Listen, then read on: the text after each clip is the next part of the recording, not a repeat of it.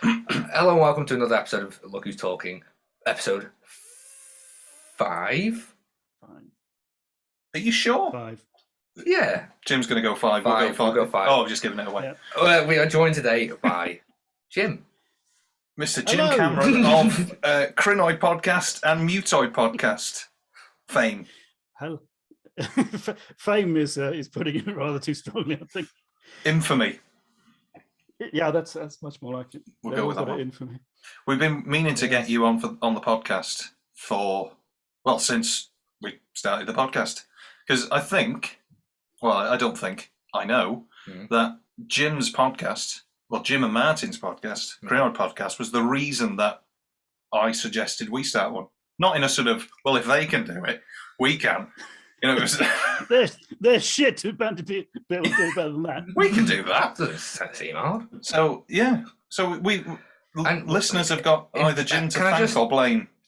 Interesting fact. Yeah, I've probably listened to the Krynoid podcast more than any other. Wow. And you don't even like Doctor Who? No. Well, I mean, like on the way. When we're on the way to yours when we record, I'll always put the Krynoid podcast on, see what your thoughts are. So we are. Little interesting. Is it a long journey? I was going to say, it's hardly 2.5 hours to do. Yeah, but I get the gist of it. 8 mile. I get the gist of it. The long way. Oh, whatever then. Hi, Jim. You can tell by our tone of voice whether we like it or not. Yeah, as soon as it starts, half an hour in, you can tell where it's going. Yes, indeed. Well, I remember, Harry, when you used to provide audio feedback for us. Way back when? In the day, and then I've watched you like a fledgling leave the nest and fly and drop right down and leave your droppings all over the internet. Yeah, exactly. Did we record feedback? We did, and I never sent it in. Yeah. Okay. It was for Earthshock. Was it? It was for Earthshock, yeah. Oh yeah, because that's why I watched it. Yeah, that's why we watched your first episode of Doctor Who. God, shit. Right. Well, there we go. Strong words there. So, in this episode, yes, we're going to be talking about a few things. Clowns. Luke has prepared a list of things. Or anything, isn't it? Well, circuses / zoos. Circus Eye. Development of film. Film. As opposed to what it was 100 years ago. And are we in a new golden age? Well, strap in, everyone. What was the other one? The ones Jim sent were Who. Yeah. Blake 7. Yeah. Prog. Yeah. As in not Prog Tour Who, as in Prog Rock. Yeah, Prog Rock. That was those three. Finally, yeah, magnet fishing. Magnet fishing. Oh yeah. Ye oldie. Yeah. Good. Have you got your magnet? Would you like me to go and get it in a minute? Probably not. Not right now. Probably don't bring it in this room. Okay. Yeah. Don't show us your rod either. Yeah. Hey? Again. Oh. Hey? Hey? Right. You what? Yeah. Good Gasp. grief. The gas. I'm going to put that in. Right. So, how are you, Jim? How are you, Jim? I'm fine, thank you. Is that the second time we've asked that? I think, yeah, it sounds familiar. Well, how are you? I'm still fine. Good. Still all right. We'll check in every last 5 minutes. Really. We'll check in every now and again. I'm a little bit older than I was then, but no wiser. That's it then. Well, where do you want to start? Oh, I tell you what. Let's take a trip back. Let's introduce. I'm sure if anybody is listening to this podcast, they are fully aware who Jim is. We'll probably get a couple of followers out of us as well. I don't know who Jim is. Who's Jim? Well, let's find out. Who are you? Oh, you would. I was born on a stormy night in February. Who am I? That's a good question. I'm in my early to middle 50s, so I've been watching Doctor Who for many, many years. I play guitar badly. I listen to music slightly better than I play it, and I like it. I like music and television and reading, and I used to like podcasting until right now.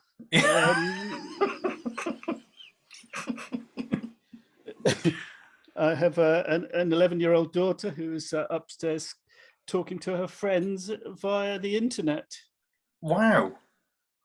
So that's probably why my bandwidth is now fucked. Just emojis flying through the airwaves. So, speaking of podcasts, what planted the seed way back when for Krynoid? Where was the Krynoid seed planted? I see what you've done there. That's clever. Oh yeah, I've just thought. Yeah, you've. Yeah. You're a natural, Governor. You're Scary, a isn't natural it? comic. Oh, you haven't done that story yet. The first thing, me and Martin, of course, have discussed Doctor Who for many years in pubs and stuff, and much of the time we make each other laugh, and we wondered, having had a couple of podcasts, because when we started there weren't that many around really. It was all pterodactyls and no time for podcasting. So we listened to 2 or 3 of them. We thought, well, let's give that a go. And we did a test one, which was, I don't even think we've still got the test one, but we put out an introductory one where we talked about differences between classic Who and new Who. And then we went straight into it. We did Deadly Assassin was the first story, and then we did a monthly podcast ever since until last year. What started us doing? I don't know, really. We used to share a place in London, and with families and stuff, getting married and stuff, we ended up in different parts of the country. I'm near Bath these days, and Martin's still in London, so we didn't really see each other that much. So it was a way of kind of getting back in contact with each other on a kind of, rather than just can we be asked to get around to it. It was like a monthly reason for just getting in contact and having a laugh, really. So that was maybe the main reason. And then we thought, well, we'll put it out and see if anyone likes it. And I don't know. I mean, it took a while for anyone to like it, to be honest, to give that impression to us. Listening figures took a little while to climb, and I remember the time. It's the podcast environment for Doctor Who, at least now, is good in the fact that everyone keeps talking about everyone else's podcasts. In those days, no one ever talked about our podcast. I used to listen to quite a few Doctor Who podcasts. We never ever got mentioned. Yeah. And then finally, your friend of mine, JR, invited me on to one of his things, a little kind of guest spot on his, and that built up our figures a bit. And it was going up ever since, really. Then for family reasons, I had to stop doing that because it's just too time consuming, other stuff took over. So we're doing a kind of slightly pared down Blake 7 thing, because of course Blake 7 is one story for 45 minutes a week. We do a monthly podcast on that rather than our 3.5-hour epics on Doctor Who, which, as Luke will know from an editing point of view, that amount of, because you do long podcasts as well, don't you? We do. Editing. We've been slated for it. Yeah. Whenever we've been mentioned on another podcast, when you sort of, they mention you on Twitter and they're like, oh, we did a little mention about you. And whenever you hear it, they always say, and their episodes are so long, if you've got any time. Yeah, we get that as well. I'd rather have too much than too little. Well, yeah, it's obviously quantity over quality. Yeah, leave them wanting less. That's what I say. Wanting less. Well, so at this stage, obviously, because you're doing the Blake 7 thing now, are you more Blake behind the curtain, as it were? Are you more Blake 7 or more Doctor Who at the minute? More Blake 7, really. Yeah. I mean, I've been doing the odd spot on other Doctor Who podcasts. Do you mean like podcasting or just what? Just like enjoyment level, because as we know, fandom is it's a murky place. It's like what's a part of Jim's life. Yeah, you know right now. what's a bigger part of your life, sort of, you know. Oh yeah, it's Blake 7 at the moment, just just because really. I mean, I got to a stage with the Krynoid podcast, I wasn't really watching any other Doctor Who other than what we were doing that month. Yeah. But I tried to squeeze in a little bit more, get one of my mates over, and we watch something every now and then. But that hasn't been easy with lockdown.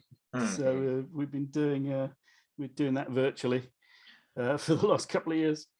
But yeah, I'm very into Blake 7 at the moment, and I'm certainly not very into New Who at the moment. I mean, one of my guest spots was to go on one of the final Prog Who episodes and talk to Mark about Flux. But I didn't really have much interest in that until Mark asked if I wanted to go and do that, so I quickly watched it all again. Yeah, I had watched it. I just, it's watched it again. New Who.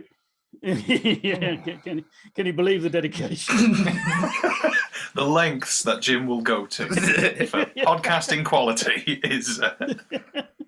It's all sacrifice for me. That's my middle name. Doesn't think of himself. Just thinks of the therapy costs. So yeah, I wasn't. I watched it because it was Doctor Who, but New Who is something I watch. I wouldn't say I'm a fan of it, to be honest. And I think name checking JR again. I think JR once said something rather wise. Some people aren't Doctor Who fans; they're fans of eras of Doctor Who. Yeah. And am I one of them? 70s. Sorry to interrupt. I think I'm one of them. Yeah. Hang on, Jim. No, Luke's just had a thought. That's a really good point. I think it's an epiphany. Yeah, I reckon it's John's era. So yeah, well, yeah. I think that's what I like about Doctor Who. Is John Pertwee's era. Or to John. Just John. You have got a bit of a soft spot for John. I love John. Sorry, Jim. Do you watch Wales of Gummidge? Who is it? Oh, come on. What? John's other famous, well, probably equally famous, isn't it? Wasn't he buried with a little Wurzel Gummidge? Stick up his ass. What? Like in this. A T-shaped coffin. Yeah, it was... I don't know. Wurzel Gummidge. Well, they've remade it now, haven't they? I haven't bothered to watch that because John in it. That's good. No, well, John, they'd have a job if John was in it. They'd be doing it around a table with a load of chalk. There's an embalmed character who just lies down. Embalmed. He's very shiny. He's a perfect scarecrow. Probably. Ghosts keep perching on his nose. Yeah. What a perch. So. Sorry, Jimmy. See for miles around. Yeah. So yeah, I mean, I'm a fan of 60s and 70s Doctor Who. I like ish 80s Doctor Who, and I watch New Who. I mean, I'm saying it's terrible. It's just it's a different thing. It doesn't make me enthusiastic. Yeah, it is a different thing. We've so many times we've had this conversation where, obviously, for the normal run of the episodes, I'm choosing all of the classic bits of Doctor Who, and Luke's choosing the new ones, and it's just such a different thing that we've had the conversation of trying to figure out what it is that just doesn't click with me. It's just, I don't know. We'll find out by the end. Yeah, when we've done 300 episodes, we'll figure it out. Yeah. Decent amount of data to look at. Yeah, I think we'll have a pretty clear... Robust statistically. So, obviously, I'm assuming that you watched Blake 7 on air, as it went out. Mm-hmm. At what point then did Blake 7 take over Doctor Who? What was the sort of, I prefer this now? Or was it instant? Well, it came at an interesting point in Doctor Who's history, because Doctor Who had just started getting silly, and that when Tom Baker was asking about too much, the second, 15, Leela's second season. Yeah, even at that age, well, I would have been 9 or something. I could see that it just wasn't as good as it was before, and everything looked a bit crap, and the Doctor was pissing about, and I was kind of going off it, and then it kind of got progressively worse until season 18, where it was a bit of a revival. But that is the point when Blake Seven appeared, and that was, of course, much more serious, at least to start with, and it was much more my thing. So yeah, I loved it. I loved Blake Seven when it came on. I always watched Doctor Who. I never stopped until I went to university, really. But yeah, they're similar in many ways, yet tonally quite different. And that was the kind of tone that I preferred at the time when Doctor Who was getting a bit daft and cheap. I mean, not that Blake Seven is cheap, because it is, but it's not daft, or at least isn't to start with. Well, I'm sort of doing my watch of Blake Seven as you do. It's a very slow crawl through. Glacial. I've been watching the web now for 2 months. Whatever. It's sort of every night. Yeah, every night, just keeping. One day there'll be a new episode out, and it's sort of it feels at the moment. I don't know whether it changes that much. That it's sort of much more a character thing than, say, Doctor Who is more of a setting situation style. Monsters per minute, Yes. Whereas, not many monsters in Blake Seven, and all the better for it, really, because when they occasionally attempt something, it's not normally very successful. For instance, what episode's the web? A little dangly man in a tank. Yeah, a little man in a tank. What episode is it? Of Blake Seven. Yeah. The web. No, like how many episodes in the season is it? 4, 5, 5th. Fifth episode. Yeah. Okay, I've already seen the first one. Yeah. It's so dark when it starts. You think. Yeah. Is it all like that all the way through, or is it? No, it's. Was that moment of the I mean, and that the accusations they level against Blake, and that is about probably as dark as it gets conceptually, really. But yeah, I mean, it's not a very representative episode, that one, really, and it kicks things off. The next episode, Spacefall, is.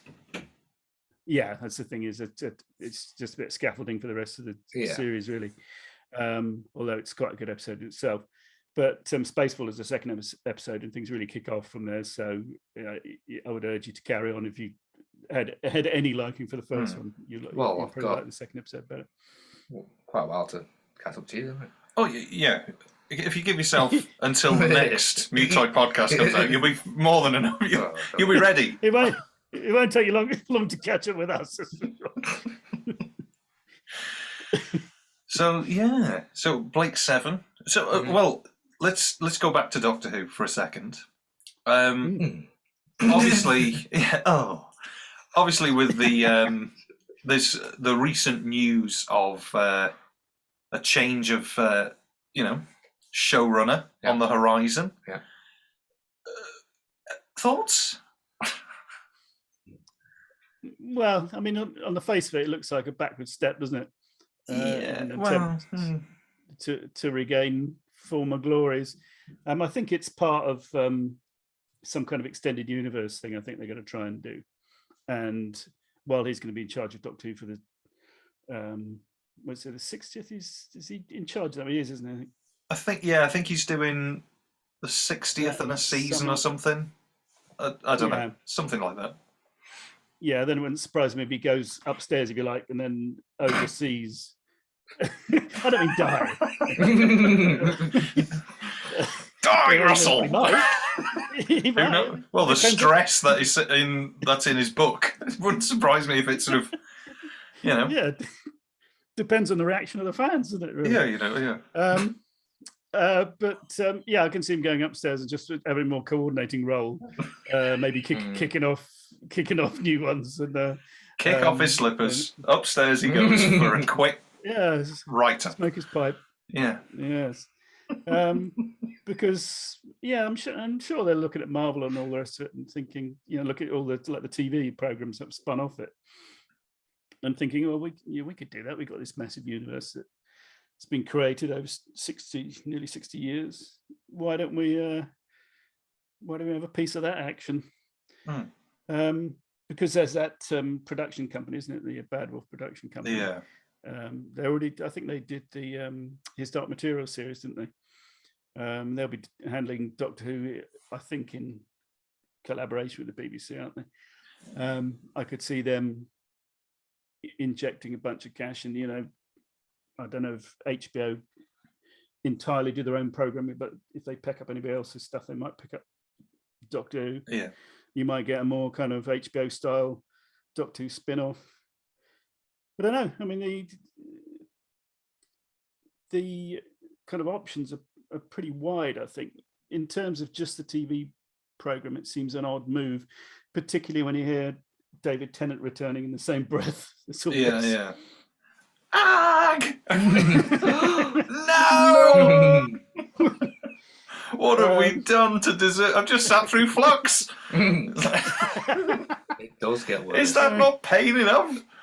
His country's on its knees enough over the last couple of years. We've had enough now. Without the return of the Mockney. So yeah, I mean that doesn't fill me with glee, I must admit. It's certainly not in my top 10 doctors. David Tennant. Yeah, unfortunately. But that's the thing. I suppose on paper, to the not we, he's number one, isn't he? He's, maybe not to the Americans, because I think Matt Smith was probably the one that broke America, wasn't he? Really. Yeah. So, but I don't think he'd want to go back. No, it doesn't seem. No. It means it's a hard thing because his acting career was born in Doctor Who, really, wasn't it? It's a hard thing to try and get out of that. Yeah, I think he's done it successfully. I don't think he'd want to tarnish that and go back. Or he might do. I don't know. Maybe in a special. Yeah, it wouldn't surprise. Well, if the cash is right, I'm sure anybody except Eccleston will be ready to come back. Well, once you played Prince Philip, I mean, where do you go from there? Exactly. You peaked. Or troughed. One of the two. Is that it? He's had it. You look like you've got a question in your head. Was it wind? Wind. Is it wind? It's like a smiling baby. Is that a smile or has he got wind? Give him a pat on the back. Well, you don't want to. Not in this small space. When was the last time you went to a circus, Jim? I have been to one once, and I must have been 6, something like that. I'm guessing they had animals there. They had animals, yeah. They definitely had elephants and lions, if I remember correctly. Wow, big no-no these days. Big no-no. No. Oh yeah. Rightly so. The 70s. Oh yeah. Anything went. Animal cruelty was encouraged in the 70s. Yeah, it's fine. It was encouraged, wasn't it? They don't give a shit. Give your dog a smack. Aye. Kick a cat. Now,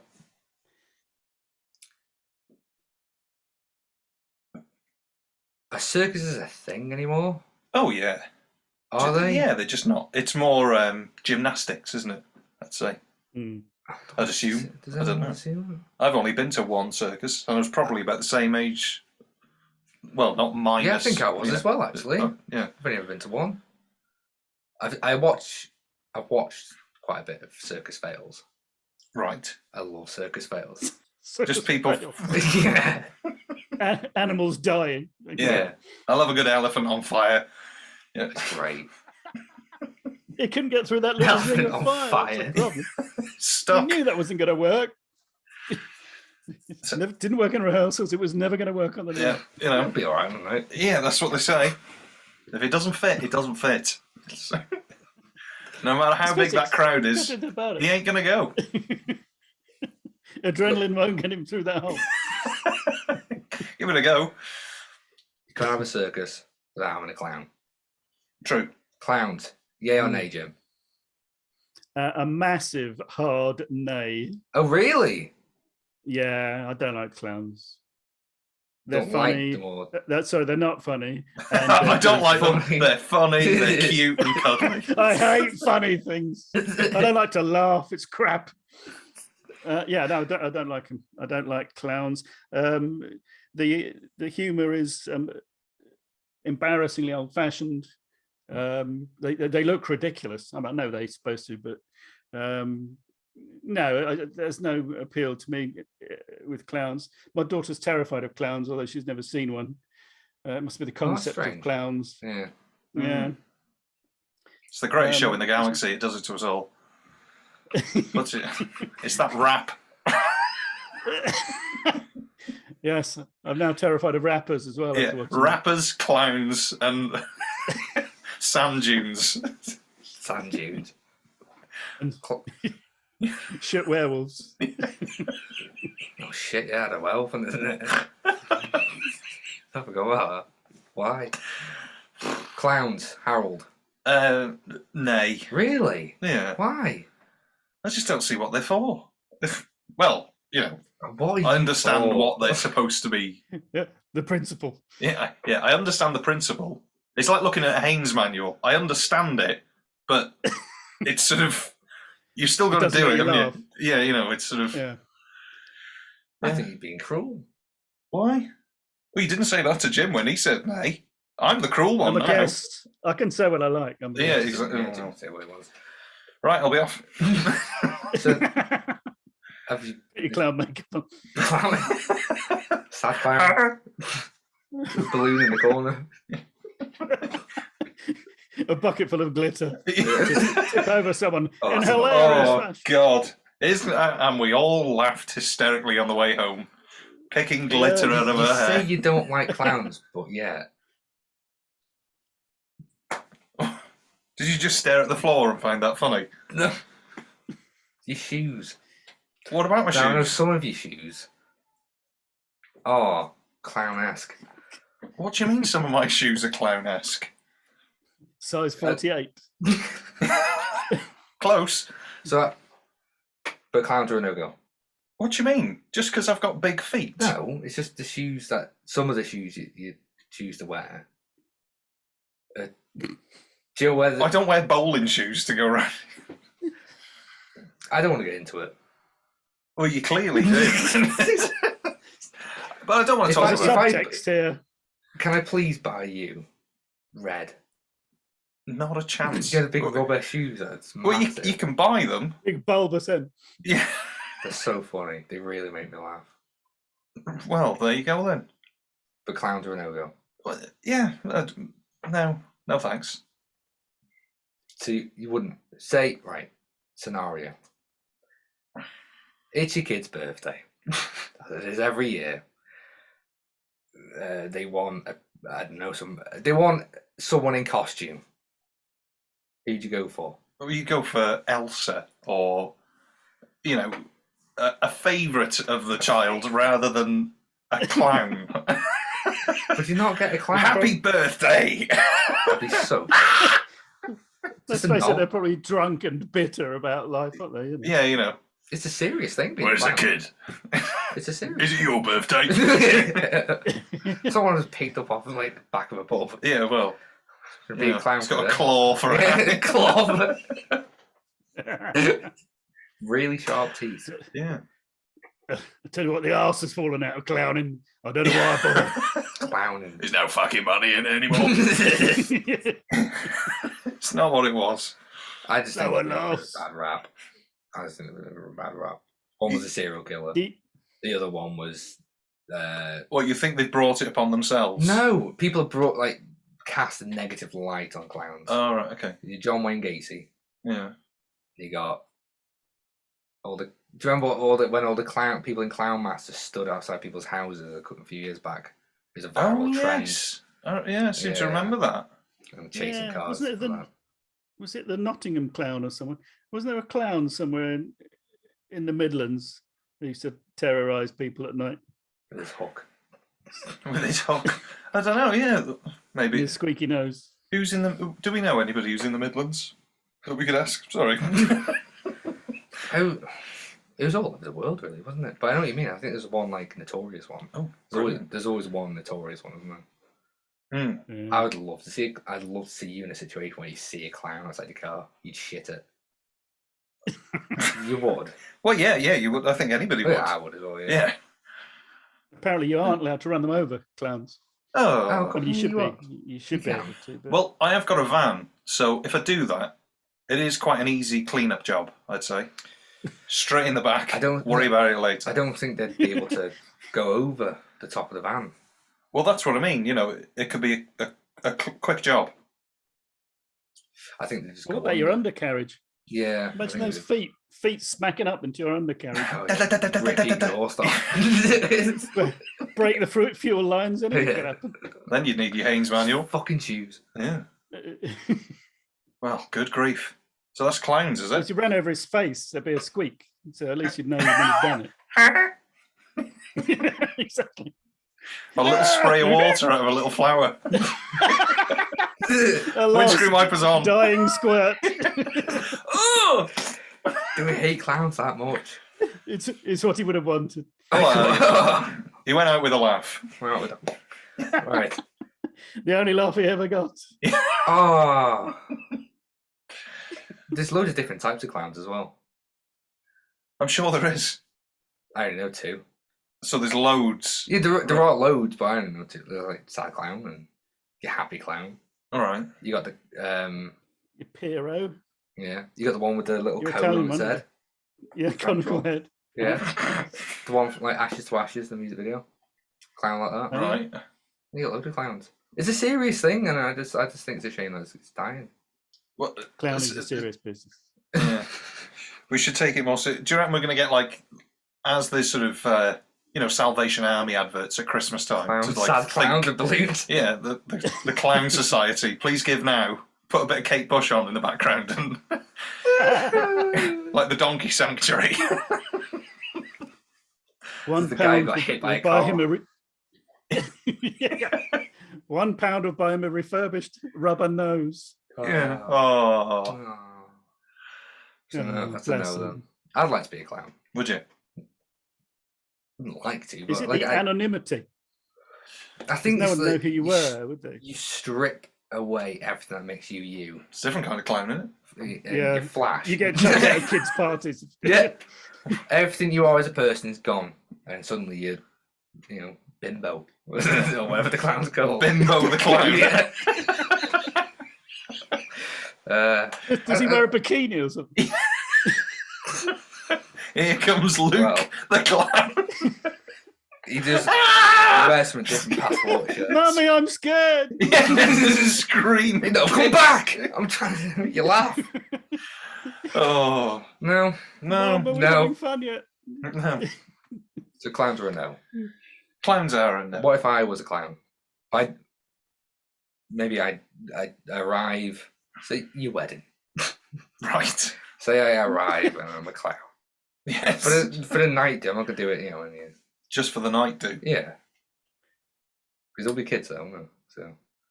No. Well, clowns are for all ages, aren't they? So. Okay. Equally loathed by all ages. Yeah. Oh, whatever then. I'd like to give it. I'd like to give it a go. I'd like to give it a go. As unpopular with, No, whatever. well. It's what it is, I isn't wouldn't it? mind doing it once. I think it'd be fun to dress up like that once. Yeah. Yeah. Thanks, Jim. But Yeah, well, maybe you two yeah. can do that. I'll just stay Only- here. only in a sexual way. I wouldn't want to go out in public. Do it. Oh, no, no. Only in a sexual way. We need to get Jim me. Cameron. Don't clip that bit for the title. So, well, yeah, that's one of the nice things that's come out of COVID. Well, probably the only nice thing is the anonymity of wearing a mask, where you can go out and you don't get pestered. That is true, yeah. It's lovely. That is true. Yeah. It's lovely. I mean, I can still tell who people are with the mask on. Well, yeah. But there was a bit of research, wasn't there? People that think people look more attractive when they wear a face mask. Really? Interesting. In general, yeah. I mean, obviously, it depends on the person. Yeah. But yeah, I mean, I suppose it's to do with British teeth, I expect. You can't see them, What was it Tim We look- said about, as a race, about we look much teeth? Better. Like a witch doctor's necklace. Yes. I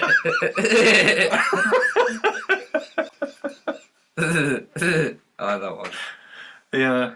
I know what you mean by can you That's say easy it? for you to say. Anonymity. Anonymity. No. Close.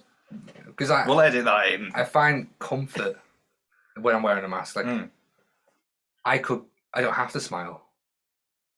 Like you could say something, and I don't have to smile, but you'd never know that, and I really like that. Good. I do like masks. I like masks. If you're a glasses user, Yeah, I think masks are the worst. Absolute worst nightmare. Steamy windows. Yeah, it's awful. So I'm wearing contacts more now, but I don't think you look more attractive with a mask on. I mean, it's a tough, it's hard, that, isn't it? Oh no, I think you look fine. Oh, thank you. You look fine. You look fine. What else? You look what was the question? There was you took masks. face mask. Yeah, what was it before that? Anonymity. Anonymity of being a clown. Interesting. Yeah. So prog rock. Prog rock. What about a clown with a mask? Face mask. Do clowns have to wear face masks? Ooh. Interesting. Prog rock. Yeah. Depends how thick the makeup is. Oh yeah, that's true. Have to do, will you? Yeah. Oh, that'd be scary. Take it off. A normal. Don't say it too many times because Big Finish will do it. Hey. Well, it's the magic 3 rule, isn't it? Say it 3 times. The half-face clown box set. Now available for £137. Oh.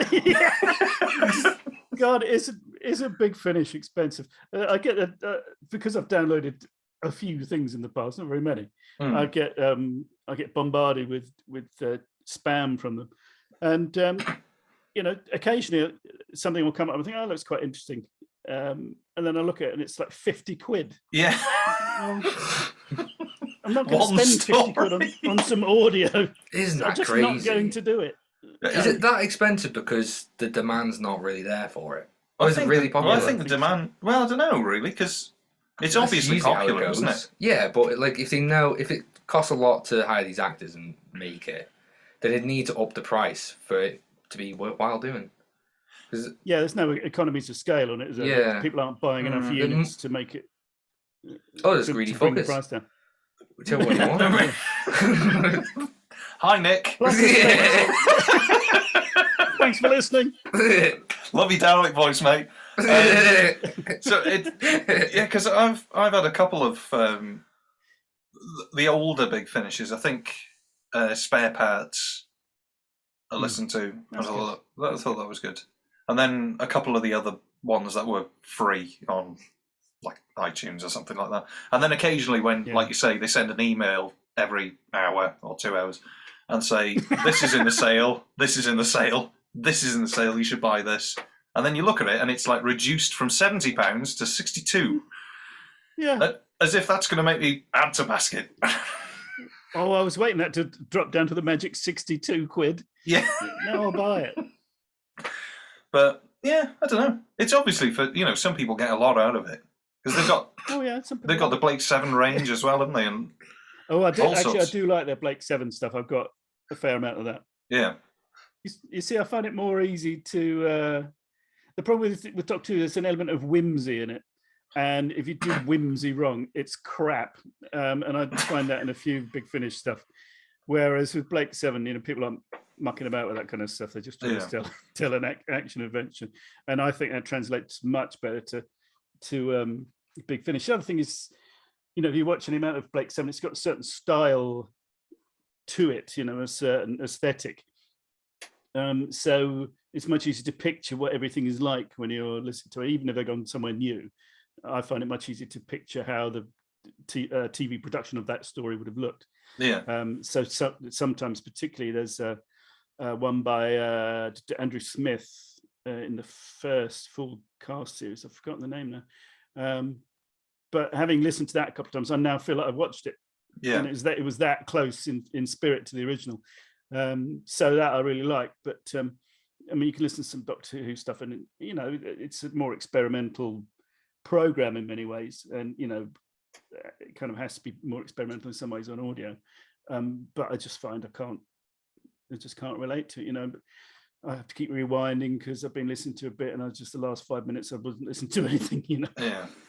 it demands your It attention. just doesn't go in. Yeah, it doesn't go in. Yeah, so to speak. I don't really know what happened in that last hour and a half. You know? Yeah, that's how I find it. We're all different. We're all different. You know, it's so prog rock. Speaking of difference, what is prog rock? Progressive rock. Progressive rock. Yeah, it's a genre that I think is quite hard to describe what it is. Really, I think. I think the best way to describe it probably is that it's normal songs, inverted commas, but sort of stretched out so that the story can develop and twiddly bits of music that you enjoy can be expanded on, that you sort of, I like that bit, so we're going to do it again and again and again. You know, it's tricky. Okay. It's a really tricky thing. And I know a lot of prog rock artists hate the fact that it's called prog rock. Yeah, yeah. So many interviews with them. Rock. No way. Yeah. We just rock. Yeah, I mean, the idea, I think, originally, wasn't it, was to break out of the sort of verse, chorus, bridge, chorus, fade sort of model, wasn't it? And, you know, as it kind of developed, you've got these sprawling epics with, you know, with phases, different sections and all this kind of stuff. But like anything, you know, if you kind of mutate it enough, it becomes kind of unacceptable. Yeah. And you know, I mean, I'm in two minds about punk. Really, I like some of it. I can see that it was kind of necessary to bring making music back to the people, probably because, you know, there's so many virtuosos in prog rock that you know, it was something that you know, people over there did and not something I can do. Yeah. So you had to bring it back to, you know, almost like skiffle and sort of rock and roll standards of just playing a few chords and, you know, getting something off your chest. Yeah. So I kind of understand why that happened, but, you know, that doesn't invalidate all the music that was made before that, I don't think. But, you know, at some point it probably had to stop, or at least go a bit more underground, because, you know, some of the biggest selling albums were prog rock albums, weren't they, in the mid 70s. And it's not everyone's cup of tea. And, you know, most of it is my cup of tea, but I completely understand why it isn't the cup of tea of others. It seems quite popular within fandom as well, I've noticed. Not only because there was Prog to Who, but it just seems that if you're into science fiction, it seems to sort of go quite nicely with prog rock as well. Whether it's that sort of, I don't know. That was good description, that, wasn't it, for a podcast? So, you know, a bit... Waving of hands. Waving, a bit wavy. Oh. Can you think of an example? Can I think of an example that you would know? All the listeners. And. There's like a popular song that I think, that you identify as prog rock, and I'll be like, okay. Oh, God. The most popular song that I'd identify as prog rock. That's well known to people. Probably Roundabout by Yes is probably the number one thing, maybe, that people would know. I know, it's tricky, that, isn't it? Or Pink Floyd, probably. Would know, right? Yeah, some of Pink Floyd. Well, Another Brick in the Wall is a massive single, isn't it? Yeah. I mean, it's not the most proggy thing I've ever done, but it's by a prog rock band from a very progressive rock album. So, yeah, I mean, if you say Pink Floyd to a lot of people, that is what they will say, because that was number one for so long, and they weren't a singles band anyway, were they? So that was a bit of a standout. Yeah, it's tricky. I mean, it kind of, the question kind of indicates the problem, I think, isn't it? That there isn't really any really popular, famous prog rock songs that people would know. I mean, Bohemian Rhapsody, you might say, is prog. Yeah. It tends to be sort of anything that's not normal. Like traditional. Yeah, you know, doesn't sort of follow the form so much, and it doesn't tend to repeat. So it's like a subgenre of rock. Well, or it's is sort it of a departure in itself? It's. I think the problem is that it's sort of, prog rock has been typecast as this very sort of cape-wearing, glittery smoke machine, tons of keyboards, guitars all around, like a Spinal Tap sort of thing. Yeah. Whereas in reality, it's the big sort of three bands, probably like Floyd, Genesis, Yes, maybe like Jethro Tull, like the big names. Yeah, well, yeah, that have sort of given that look to what prog rock is, but like under the surface, there's a lot more to it. That sort of, it's just people that develop ideas, or they want to do a story across a whole album. So it's not necessarily that the songs are all half an hour long. It's just it's a concept that's dragged out throughout a whole album. It's Genesis, bro. Yeah. Is it? Oh yeah. Why didn't you just say Genesis? I don't know what Genesis is. Yeah, well, you know what the band is. Oh. Yeah. Oh. Yeah, but would you say anything from mid-era Genesis onwards was prog? Oh no, not necessarily. But it's sort of, they've always had sort of a long song that's on every album after sort of Duke maybe or Abacab. So, but that 80s stuff where at the point where Phil Collins became Phil Collins, it's sort of as much as they deny that it rubbed off on them and it sold them millions and made them billionaires. No. It was just a natural thing that happened. Okay. Tony Banks is still bitter about it. Yeah, oh yeah, still the happiest man in rock. It's it's it's tricky, and I think all bands do that. I think every band changes. Like if you look at their early stuff, it all develops, unless you sort of stay status quo and you just you just want to rock, man. But 3 chords is enough. Yeah, 3 chords on the truth, man. Yeah, we're in search of the 4th chord. Is prog rock dead? No. No. Dying? It just smells funny. Yeah, it probably smells funny, but it's one of those things that's always been slightly under the radar, isn't it? It's just not. It's huge if you've spotted it. Okay. It's like, when you see a certain car, or if you buy a car, you see hundreds of them all the time.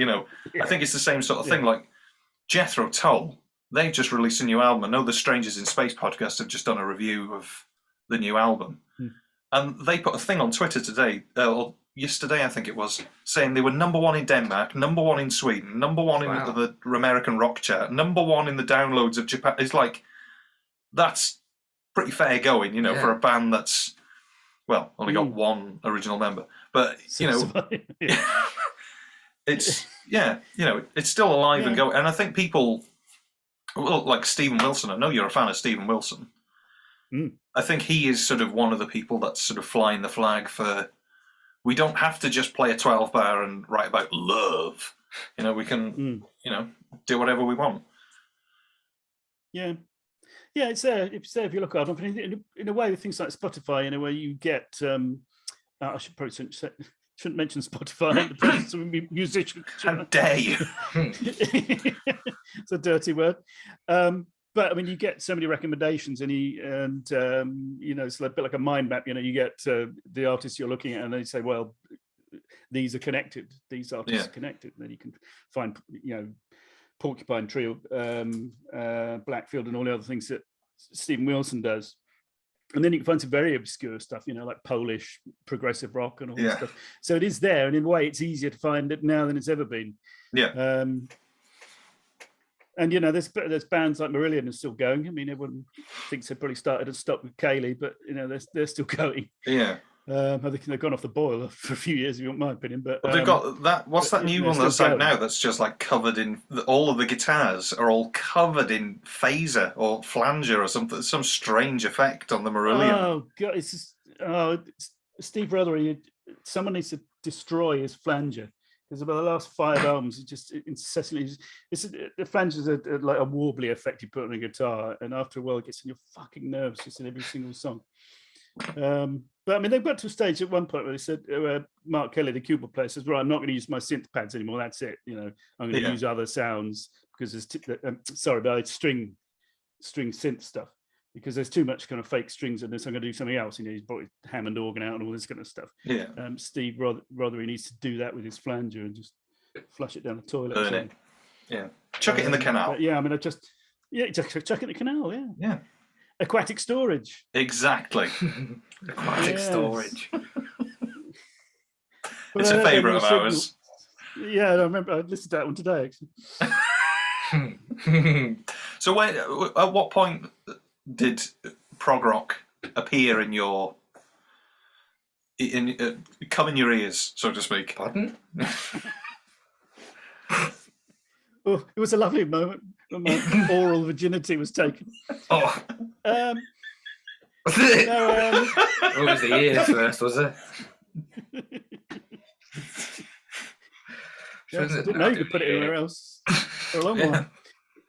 Well, I suppose my brother started listening to it. So, I used to hear the stuff he was playing. It was mostly Pink Floyd and Emerson, Lake and Palmer are these two big favourites, especially ELP, really.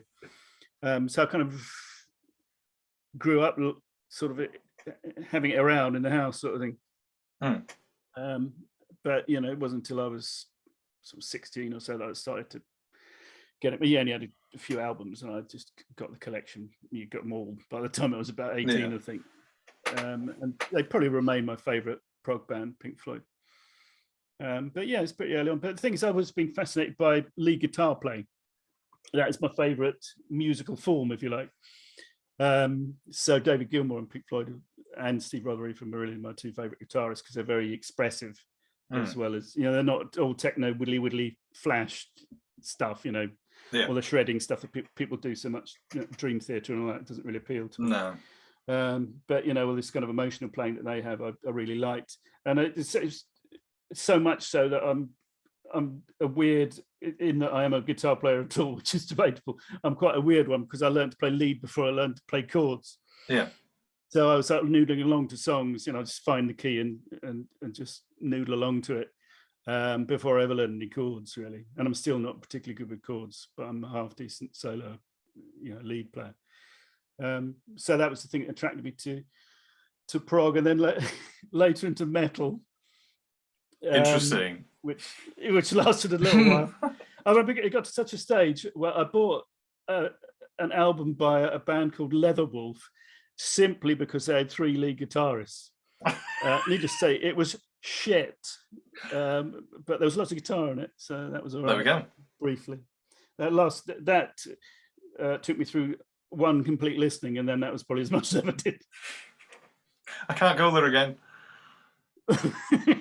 Too many guitars. Yeah. I mean, the songwriting is shit. So the guitars can only save so much. Yeah. But that's the thing I like about certain types of prog. And actually, I heard Mark from Prog 2 the other day say exactly the same thing. It's I like the prog rock that's based on proper songwriting rather than someone trying to find the weirdest time signature they could possibly play. And it takes you several hours for all the band to learn how to play this strange time signature, when you could just write a song and then add more progressive, arrange it in a progressive way. It's because Pink Floyd has always been a tricky one for me, because as soon as I left school I auditioned for a well-known, that will always remain nameless because I don't want to give them any publicity whatsoever, a well-known Pink Floyd tribute band that was well-known, that had the name of a country in it, and then Pink Floyd. I've seen them. Yeah. Not that I know who you're talking about. No. And so it sort of got to the point where I couldn't listen to it anymore. It's just, I can't do this anymore. And then a deep Purple tribute band as well. So they were sort of off the cards for a while. That I just couldn't go there. It was I can't go there. But recently I have sort of tried to dive back into their catalogue, and the horrors have flooded back to me of smoke machines not working, and laser lights blinding you midway through. It's I mean, I can really appreciate Pink Floyd, especially. They're just so interesting. Regardless of what you think of the whole prog thing, Pink Floyd are definitely probably one of the biggest names that are out there in music, really, probably as well. Yeah, I think you probably said they're the most successful sort of crossover, if there is such a thing. Yeah. Into the mainstream.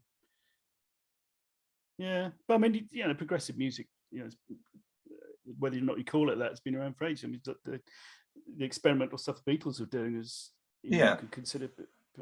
Strawberry Fields Forever is a progressive rock track, in my opinion. Yeah, well, yeah, and a lot of people, a lot of the prog artists tend to sort of cite the Beatles.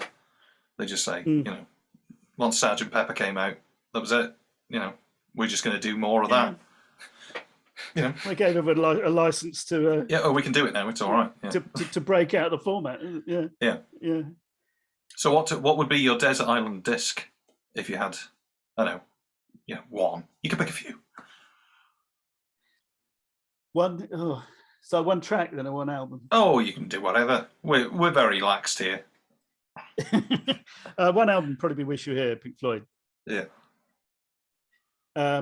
One track actually would probably be, and I know it's from a very mainstream album, but because I like lead guitar so much, it would be the title track of "Brothers in Arms" by the Straits. Yeah. The guitar playing on there is absolutely exquisite. Yeah. And if I couldn't listen to anything else, I would probably want to be able to listen to that. Yeah. Because I never tire of it. It's Mark Knopfler's just wonderful playing. Yeah. Just God. An old great. Wrinkly Geordie God. With a headband. Yeah. Just as you imagined God. And armbands. Can't forget the armbands. Yes. Yeah. Good choices. Have you got any Desert Island discs, Luke? They don't have to be progressive. Don't be embarrassed. No, so my taste in music, I've learned what it is. Have you? Yeah. Shit. Yeah. It's Latvian folk. Yeah. I've always been a fan of the Bulgarian jigs. It's alternative. Right. Mopey, electronic, and country. Miserable Kraftwerk. That's one. So that's pretty much all at once. Yeah.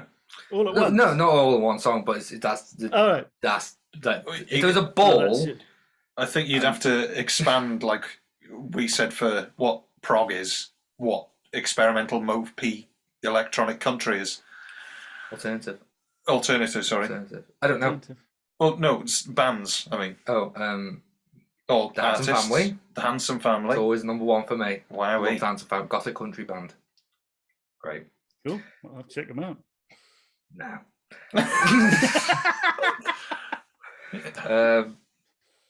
And it's just a lot of mopey stuff, really. That teenage girls really should be listening to. You have got the taste, probably, of a 14-year-old, haven't you? Yeah, I think so. Yeah. Yeah. I think I'm stuck in sitting in your room drawing David Tennant. I think so. Yeah. Lots of popping hearts around his head. Yeah. Writing Luke Tennant hundreds of times on the front. Carving Tennant into your leg. Oh God! Oh my God! Getting a tattoo your mum doesn't know about. Exactly. Tattoo with a quiff. My favourite Sylvan Esso at the moment. No, Fever Ray. Fever Ray. I think that's Switzerland. Electronic. Very interesting. I've not yet met someone who can even stand listening to it, let alone like. All right. So, okay. There we are. I love it. So, on a scale of mopey electronics, how far would it be from sort of the most miserable Depeche Mode album tracks? And they're quite miserable. Yeah, they're quite miserable, aren't they? They're fairly glum. Some of them. I mean, I love them, but they're glum. Well, let's make no bones about that. They're not. It's not you stick it on and then you can close your eyes and it's raining. And like my world is it's like being stuck in a Twilight film. Yeah, it's not like that. But it's called hell. It's called hell. Rainy hell. I don't know. It's hard to critique your own taste in music. What you've listened to, what I like to listen to. Sort of, yeah. What would you say? Well, I really don't care how I listen. You know, you say what you feel. What do I feel about you? It does nothing for me, but You but like, you know, if there was a depression scale. It's down there. Is it really? Oh yeah. Is it really? Oh yeah. Is it really mopey? I do find when it's in the car and I'm picking people up, it just brings down the mood. But I'm loving it. I'm the only one in the car loving it. I look in the mirror and everyone's just on their phone and looking out the window. If you have the windows down, loads of pedestrians throw themselves in front of your car. Yeah. Clowns. Chucking themselves. Yeah. They're sad enough already. You cannot play them that stuff. No. Yeah. It will end them. Yeah. Their careers are already dashed. But when I meet someone who there's no future in what they're doing. And then Luke drives by with Lana Del Rey blasting out of the window. You know, that's someone who I've taken from like my teenage years, and it just hasn't really left. Oh, right, but it's one of those where I skip it every time. Just skip through it. She's all right though. She's all right. That's exactly what I think now. She's all right. I just can't bother getting her out of the playlist. Yeah. For electronic stuff, Kraftwerk is probably the place that I always go, and it's not a place that I go to that often anymore. Isn't that the big collectors thing? Yeah, I've got isn't it? Yeah. I haven't listened to any of that. They're great. Yeah. Especially the early stuff when they sort of they sort of went a bit dancey, I think, you know, as they sort of just remixed everything because they didn't want to put anything else out. Yeah, you know? I don't really like the remixes. I like the raw, brutally sparse stuff that came out of the start. Franz, hit that a little harder. It's but like the early stuff, especially like Radioactivity and Trans-Europe Express and the Man Machine and Autobahn as well, really. Those first four, they're just great, you know. Yeah. It's just got a thing about it that it's not electronic in sort of what people think is dance music. Yeah, I'm not saying dance music either. Yeah, it's sort of... It inspired a lot of dance music, didn't it? But it isn't dance music. No, not unless you've like a very metronomic, sparse beat to jig along to. Songs about trains.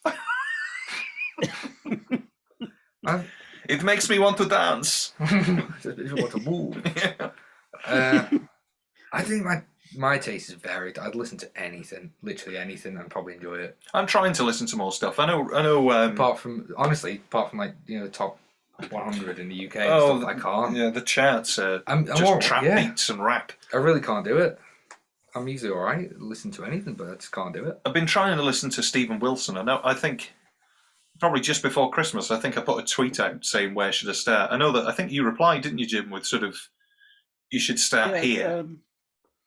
Yeah, and I think I sent you a link to the Spotify playlist as well. Yeah, I think the thing that it's been tricky for me to sort of I can understand what he's doing and I can appreciate what he's doing, but then because his big thing at the minute is sort of consumerism, isn't it, and how that he likes that sort of that topic of writing, and then as he's sort of writing about that, he's re-releasing tons of albums in different formats in box sets and complaining about units being shifted. Yeah, like, oh, no way, you should do it properly. But you can buy this box set that's got the cassette, the vinyl, a coloured vinyl, a CD, a booklet, a VHS, and it's like, hey, yeah. But yeah, because he was in. Do what I say. Don't do as I do.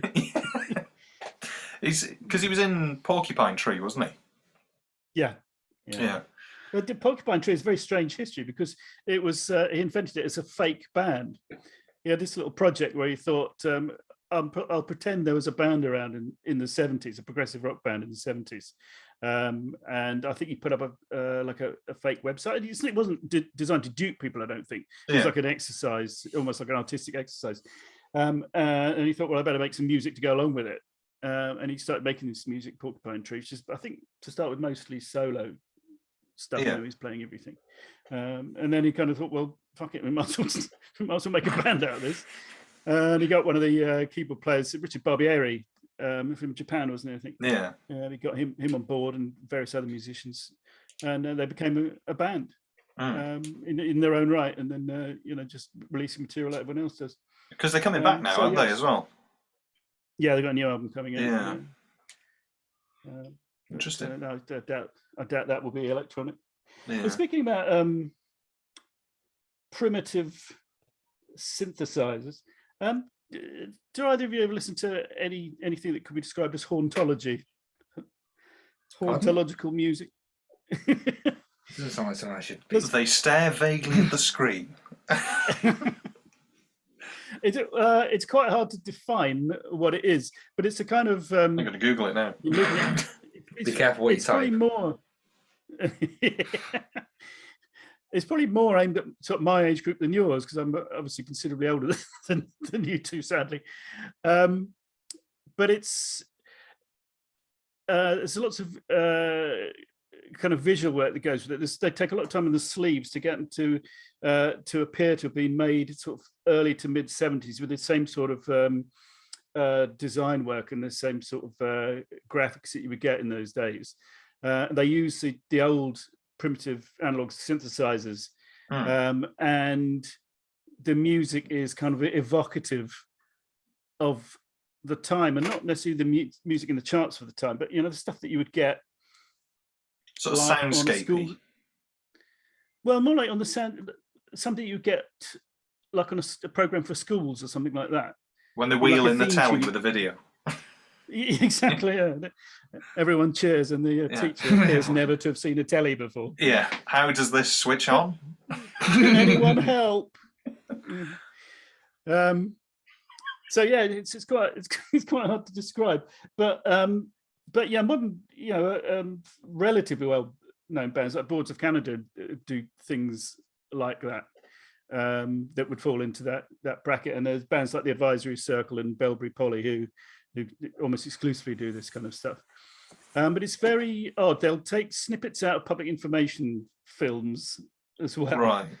And you'll just get a little sample of a voice from one of those in there over this kind of slightly odd, often quite unsettling sort of primitive synthesizer backdrop. Very hard to describe. I'll give you a link to the Spotify playlist I've made. Send us a link. Yeah, if anyone's interested. But it's odd. It's sounds very hard to describe. like. Yeah, you might like it, Luke. It makes me think of theme tunes for programs that were never made in the 70s. So they'll be like 3 minutes long or something. They're not massive sprawling prog epics or anything, but slightly odd, normally slightly unsettling. But there's a kind of, I think when younger people listen to it, there's a kind of like enforced nostalgia for something they don't actually remember. Yeah. But with someone of my age listens to it, I remember when stuff like that was out. But again, I say not in the charts, but you would hear it in places. Yeah. Interesting. It's odd. It's quite odd, but it's something to look into if you're interested in that kind of stuff. Oh yeah, I'm gonna go there. It sounds like something I'd really like. It's perfect for you to run over your clowns with. Yeah. I love creepy synth and. Well, that's one of your favourite things to do. Is that just before we hit record, normally, I switch on the keyboards, give him a ton of reverb and delay, and he just sits there, just white noise, low drone, cut off resonance on full. Lovely. I love it. You nearly died when I brought the theremin. Oh, I love theremins. I love theremin. I still haven't had a go of it. Have you still not had a go? Hard to play though, aren't they? Hard to play, to get a tune out of them.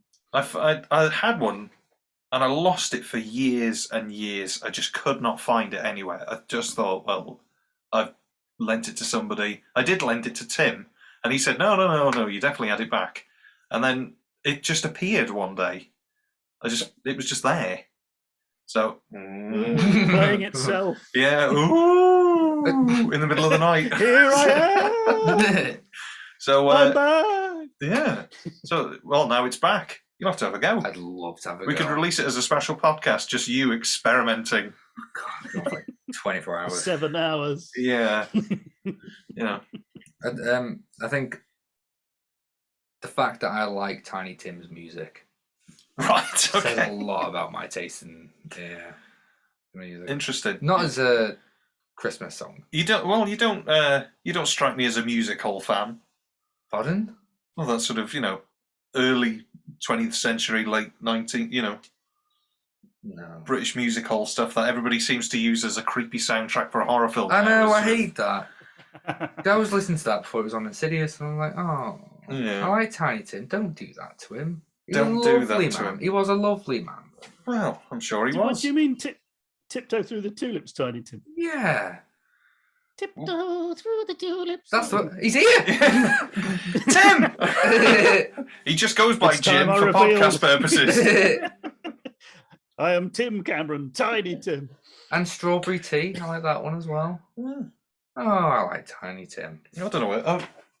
His little ukulele is a ukulele he uses, isn't it? Yeah. George Formby's banjolele. Yeah, that's what Yeah. With my little ukulele in my hand. He's George. They're all coming through tonight. Get a candle, quick. I've got my spirit guide with me. Brilliant. I'm being channeled. They're channeling through me. Well, I tell you what, just to carry on then from what we discussed with Matt from Neither the Time Nor the Space, a Doctor Who podcast. Episode. Let's do a little bit of that. Ghosts, yay, nay, unsure. Unsure. I'd like them to exist. Same. Yeah, same. Because I am godless. He's a bastard.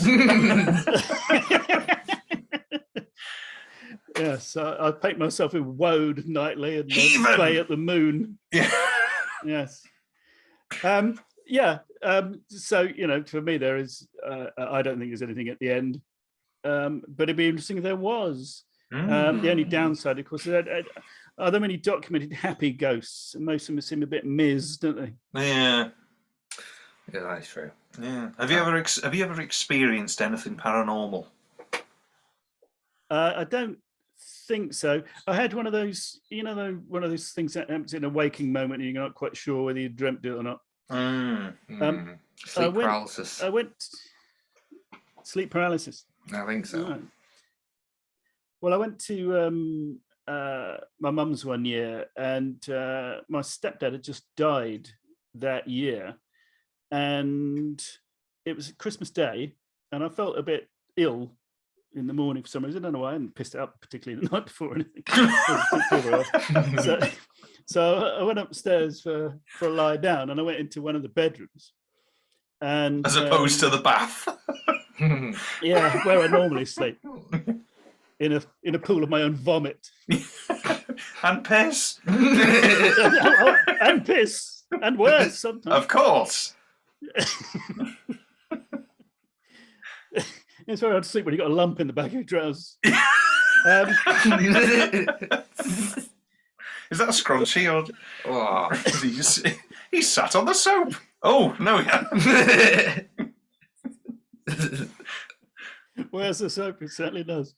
So I went up into one of the bedrooms, weirdly, and shut the curtains and everything, and I had a bit of a lie down, and I kind of was sort of dozing off a bit. And then my late stepfather had a very distinctive clearing of his throat, which he used to do quite a lot of sort of like that. Is that distinctive or just very stupid? I don't know. Anyway, I heard that right in my ear when I was lying there, and I woke up with a start, and I literally thought someone was next to me. So I looked around and I turned on the light. Punch the cat. The cat had a hairball, it turned out. So I killed it for frightening me. Drowned it in his bath. Of vomit. In his pissy bath. Pissy shitty bath. That's what I would have wanted. That was. I'm trying to think of anything else. I've been to a few places that are supposed to be haunted. And I have occasionally got that sort of, the rush of cold air you're supposed to get. But then these places are drafty anyway. So it always tends to be a place that's very stony, hasn't got double glazing, and all of a sudden it's very cold in here. Yeah, windows a wide open. faulty desk fan, all those sort of things. Yeah, so that was. I'm trying to think of anything. My memory's terrible, so it's quite possible I have done experienced other stuff, but yeah, that was the one that freaked me out the most, I think, because it just felt so completely like it was just lying there next to me. Yeah. And when you feel like there's a presence, when you if you're in a room, I don't know if it's like a seventh sense or something. It's like when you're being watched. Yeah. And it turns out you are. That happens so often that you wonder if there is some kind of extra sense that we've got. And there's also a sense where you can tell whether a house has got someone in it or not, isn't there? Yeah. Without having to hear, you can sometimes sense that. Really? And I just sense there was someone right next to me. Well, there tends to be some sort of a presence, especially like you say on Christmas Day. Yeah. I'll laugh later. Yeah. I felt this presence under the tree. They were. Good grief! I've had a couple of those. Do you want to wake up and you hear things? I don't think it's like a subtle sleep paralysis. Subtle sleep paralysis. Well, because it's not like I open my eyes and can see something in the corner. Yeah. But you see that people who see that are like, oh, I can't move. But I've never experienced sleep paralysis anyway. Where the sort of people are locked in and they sort of can't wake up. It's not less sleep paralysis, more like in Jim's situation and mine. I'll say my story on his own. It's like you just haven't woke up. Pardon? You just haven't woke up yet. Pretty much, isn't it? And like it might not be, but this is the theory. That you haven't woke up yet, and you're still in that like dreamlike state, and your imagination's running wild, stuff like that.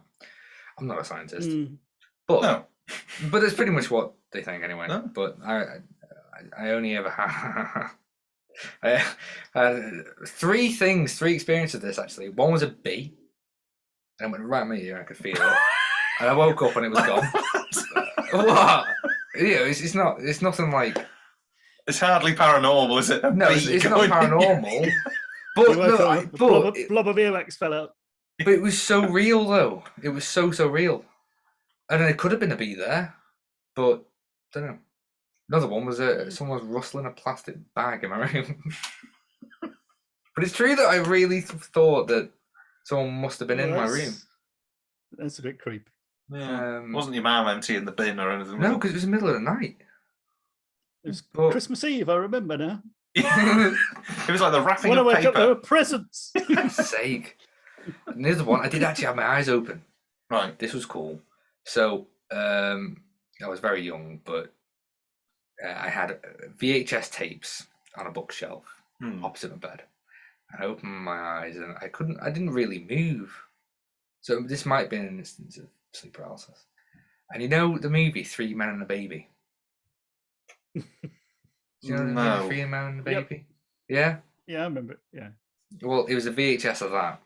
I could see the 3 people on the front cover like that. With a baby in the middle.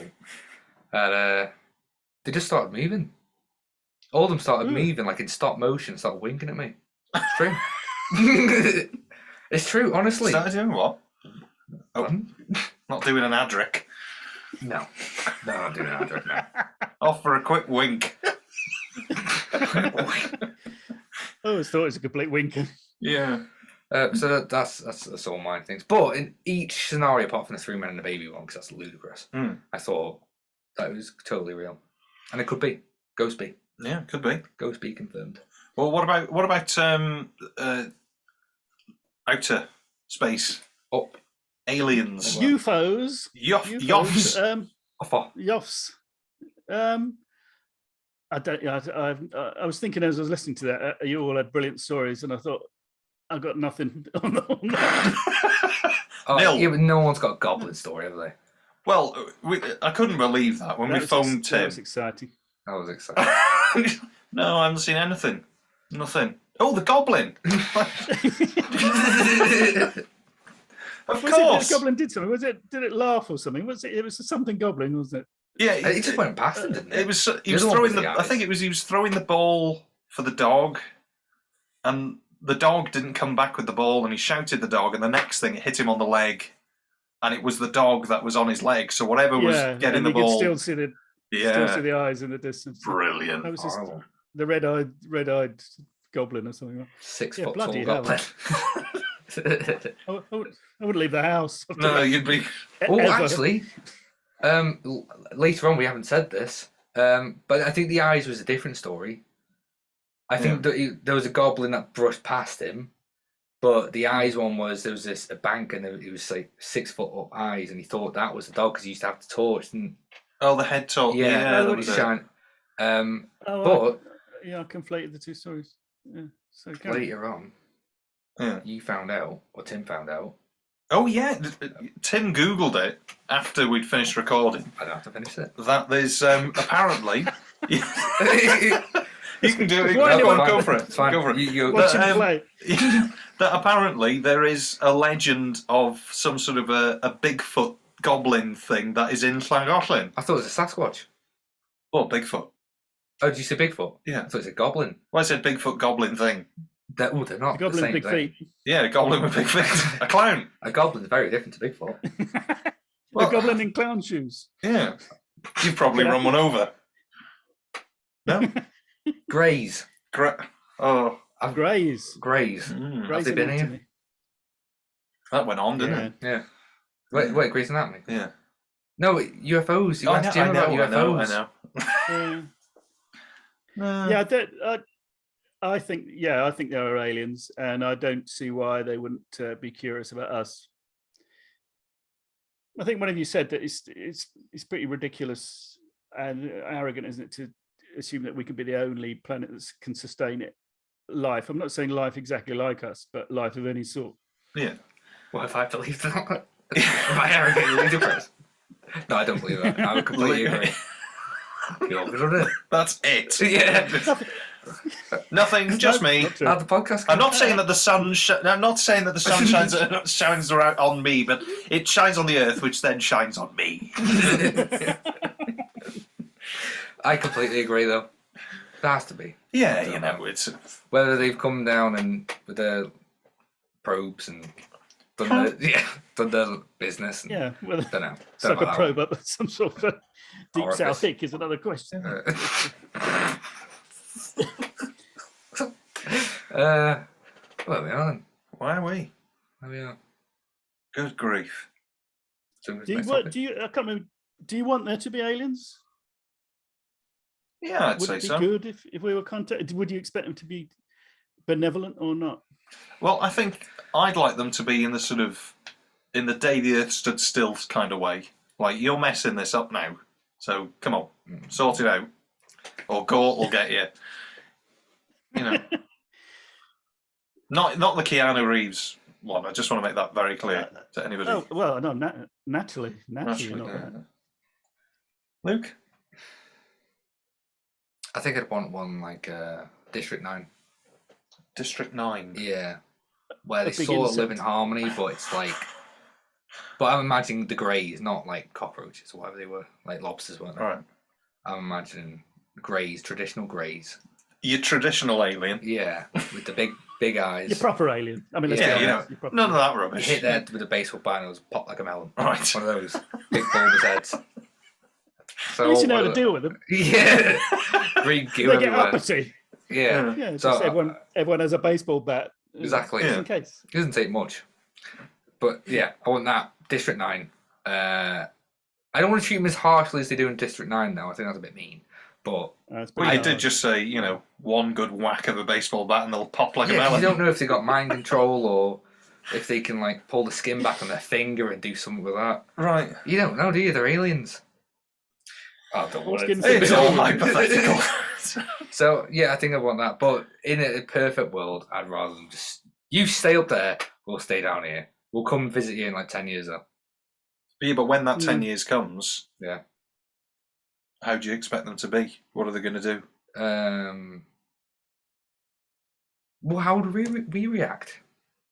Well, there'd just be mass panic, wouldn't there? Mass panic. Tesco, that. Yeah, all the Doctor Who heads podcast exploding feeds like would go me. dead.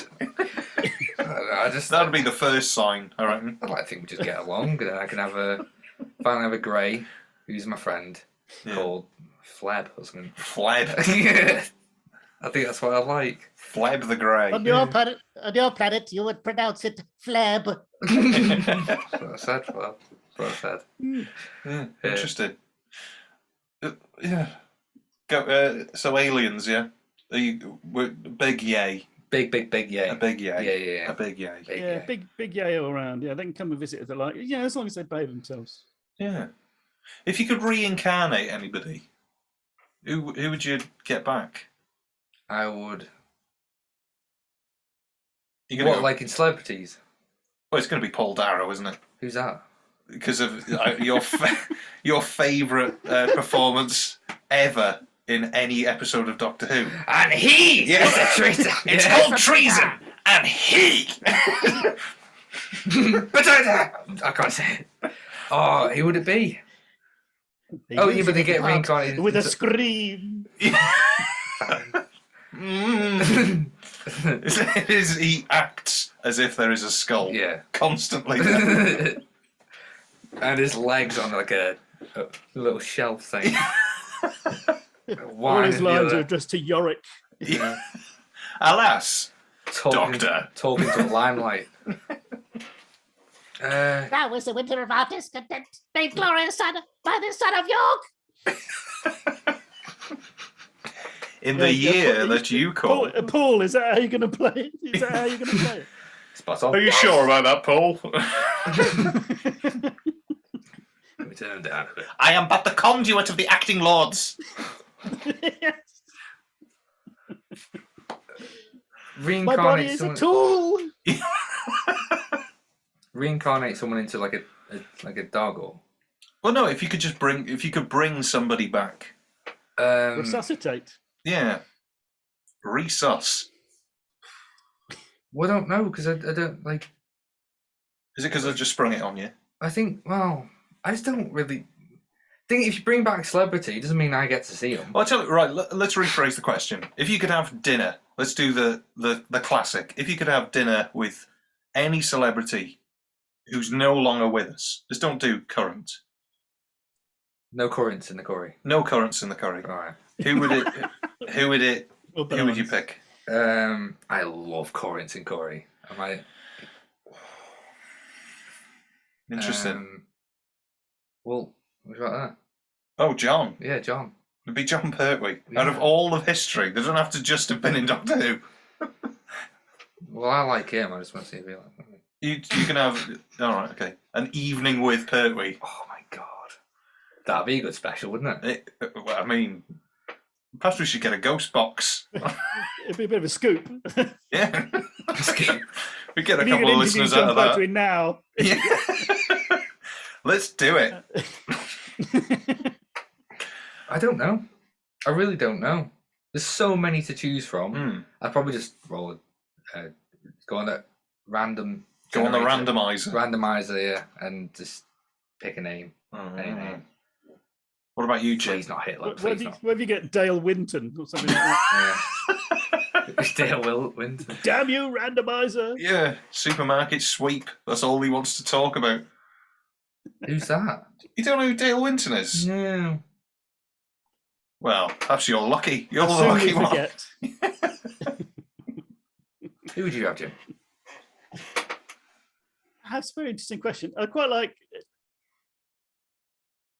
for just like a meal and a chat with. I quite like someone like Kenneth Williams because I reckon he's got a ton of funny stories and he's a brilliant storyteller, isn't he? Yeah. Raconteur sort of thing. So I like that. John Lennon would be interesting, I think.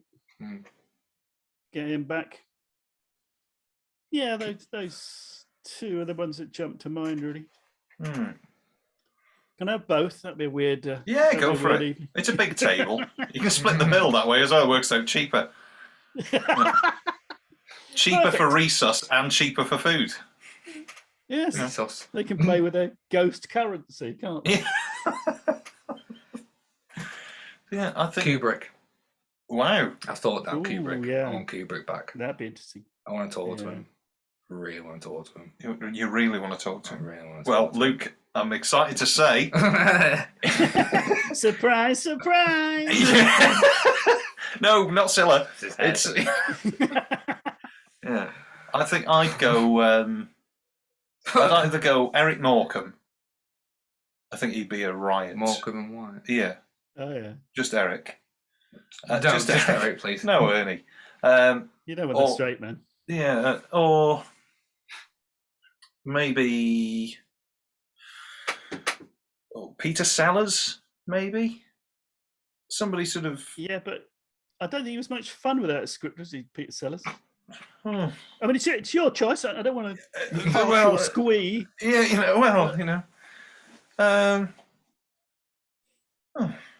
maybe that's it then.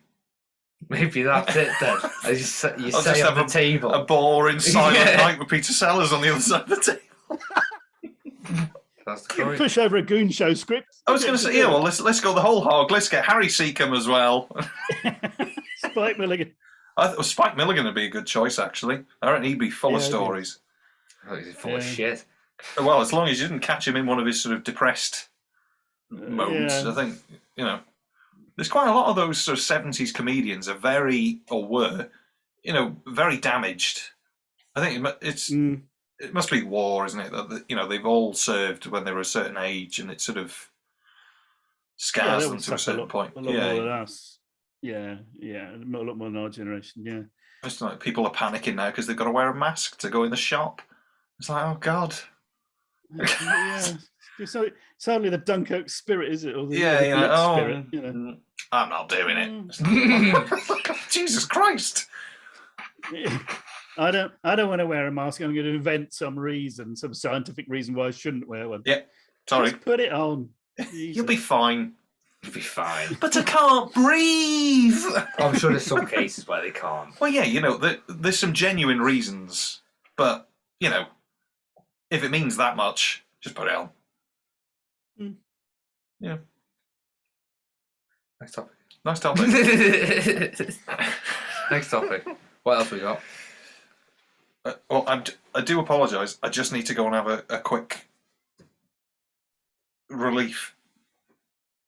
Talk amongst yourselves. What time is it? No, what on there? Well, we've been recording longer on there, haven't we? Oh, that's true. 2 seconds. 2 seconds. 2 seconds. 1:33. I can't remember what my other topics were. The film one. Oh The yeah, what's the film history of filmmaking, or is that where you're on? Is film getting shitter? Yes or no? Or maybe. In some ways, yes. In other Some ways, ways, yeah. no. Which ways, yeah. Well, blockbuster filmmaking. I mean, the technical nature of it is astonishing. Yeah. But what about the content? What are we getting? I mean, the biggest films at the moment, what are Marvel blockbusters? How many times can you see the same origin story for a superhero just because they've cast a new actor? I mean, what's going on with that? Yeah, they're the ones that are making most of the money. Mm-hmm. Dominating cinemas, though. Yeah, I like because Marvel they're popular. Yeah, and if they dominate the cinema, like James Bond did actually, when that came out, it was. I think if a cinema's got like 20 screens, which is a big cinema, good. God, at least half of them will be James Bond, just James Bond, on repeat. Yeah. Different starting times. Yeah. But it just means that other films can't get in there and get their film scene. But I don't know. Maybe films aren't getting shitter, but I just think. Sorry, I've just joined you back. Right. Old. There was a man sleeping in the bath covered in piss and shit. Really bad. Has he got big Pulled feet? the plug out. The question was, are films getting shitter? Do you know what? Funny enough, you should mention this. Me and Tim were talking about something the other day that isn't necessarily related to film, but I think sort of might fit into a lot of genres of the arts and thespians alike. Thespian. I think there's a tendency now to sort of which is good in some respects, that people sort of will just give anything a go. And you see some actors now that seem to have great roles in things that aren't necessarily the strongest actors, or bands that make it big, or even artists that sort of, they're in the mainstream, but for some sort of unreal, they're very popular, but technically they're not excellent. And we sort of came to the conclusion that maybe it's something to do with the schooling, that years ago you would have to sort of hone your craft before you got to a certain point. And it seems much easier now, especially with things like the X Factor and, you know, Britain's Got Talent, where if you can do something to a certain level, that's good enough for us to sort of use you. Because we were having this conversation, we had this conversation after we interviewed Mike Batt, where he was saying about arranging and film scoring, and how people like, as good as they are, Hans Zimmer has a very specific style of writing, of using a droney pad and an ostinato that's just going to go over and over again. Whereas years ago, you look back at like the Henry Mancinis and the big composers, even John Williams, they studied for so long to hone their craft that, of course, they're well known because they took so long to get to that point of, you know, their education. And I'm not saying that it should be like that. You have to work so hard and you have to buy all these books to do all your work to sort of figure everything out. But I think there is a bit of that that's lost nowadays in a lot of things, really, that people sort of, it's good enough that, there you go. It's good enough rather than sort of, and especially with things like, I know personally, my other half watches a lot of stuff on Netflix, and some of the acting and some of the stories and things that get made, it just boggles my mind. And obviously it appeals to a certain, you know, to certain people, but you just think, good God, what have we become? Yeah, well, Netflix has to pack out its content all the time because people are paying something every month and they want to see something new, don't they? Yeah. So yeah, quality is going to suffer. Definitely. And you know, it's, you know, you sift through Netflix, and I mean, you know, you're lucky if you find a nugget of gold, really. And normally it's stuff you've heard about, or something that you already knew about, and then makes its way to Netflix, sort of thing, isn't it? I mean, it's the Netflix owned stuff can be of highly variable quality. I think sometimes. Yeah, sometimes something like Disney. You know, I really like The Mandalorian. You know, that has come out of the fact that Disney has a streaming channel now. And you know, that amount of regular income, you know, gives them enough money to do what they want. Sorry, Luke. No, I interrupted you again. Now, you bastard! And he is the traitor. And he is the interrupter. I think with Netflix as well, it gives. There are good things with Netflix. Don't get me wrong. Yeah, the amount of foreign cinema that we're seeing is amazing. Subtitles are coming in. People don't mind watching with subtitles. No longer a dirty word, are they? Yeah. People are quite happy to sit through subtitles. I ain't watching nothing with no subtitles on. That's awesome. Not enough titles in this. No way. Not on my watch. Give me Paul Darrow any day of the week. He knew how to act. He knew how to chew up a scenery. He knew how to treat a school. Yeah. Also, with Netflix, directors. Okay. If you notice, they flock to it, really. Because Netflix is saying, we'll give you the money, make what you want. They just want the name. And the directors will think, right, not in all cases, but in a lot of cases, I've had this idea that I wanted to do, but I haven't had the chance to make it yet. Just because lots of production companies just say no. Well, they give. It's easier to get your foot in the door. Do you think?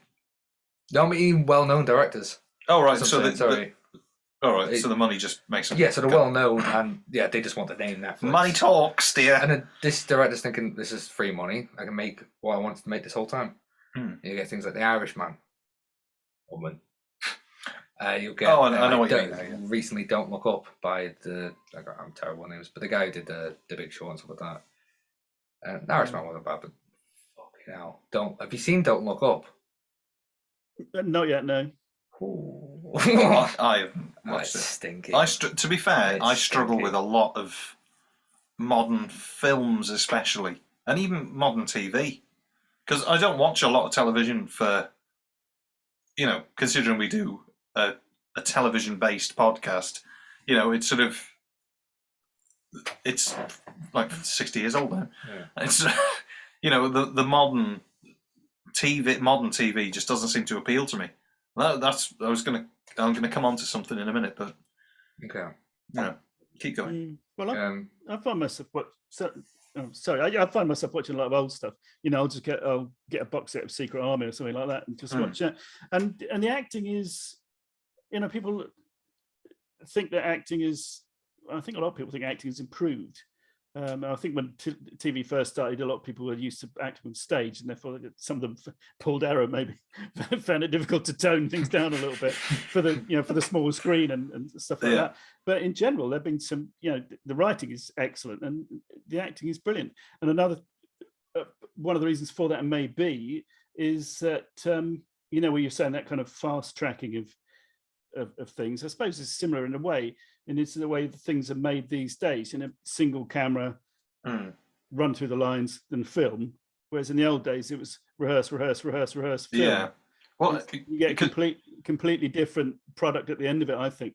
Yeah, because I know there was an interview with Jodie about I know flux is tricky to say because of the whole COVID situation, but she said that the first time that she rehearsed one of the scenes was as they pressed record.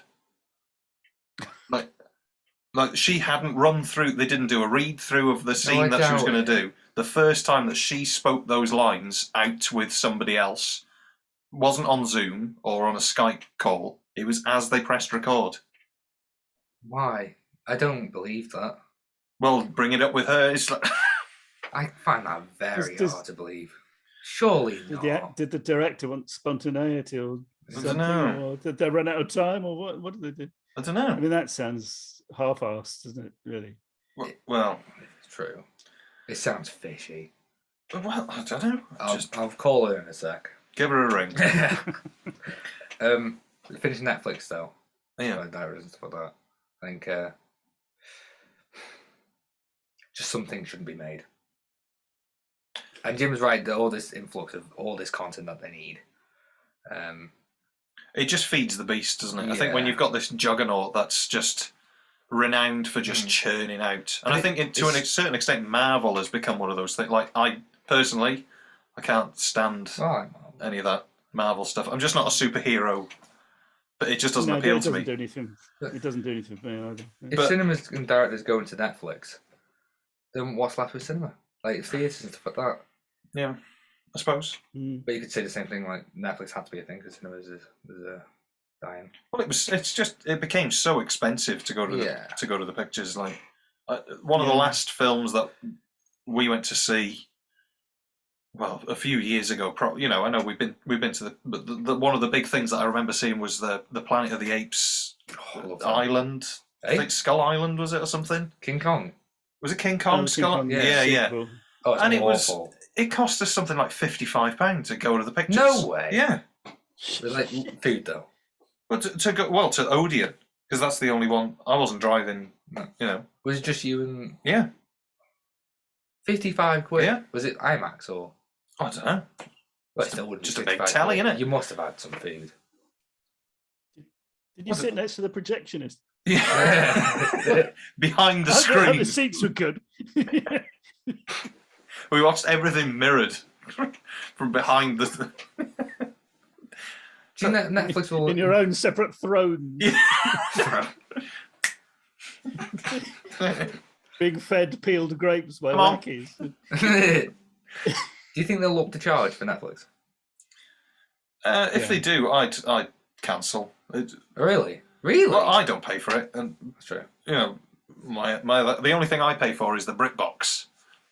the proper Yeah. entertainment. Proper streaming. Yeah. Streaming as it should be. You know.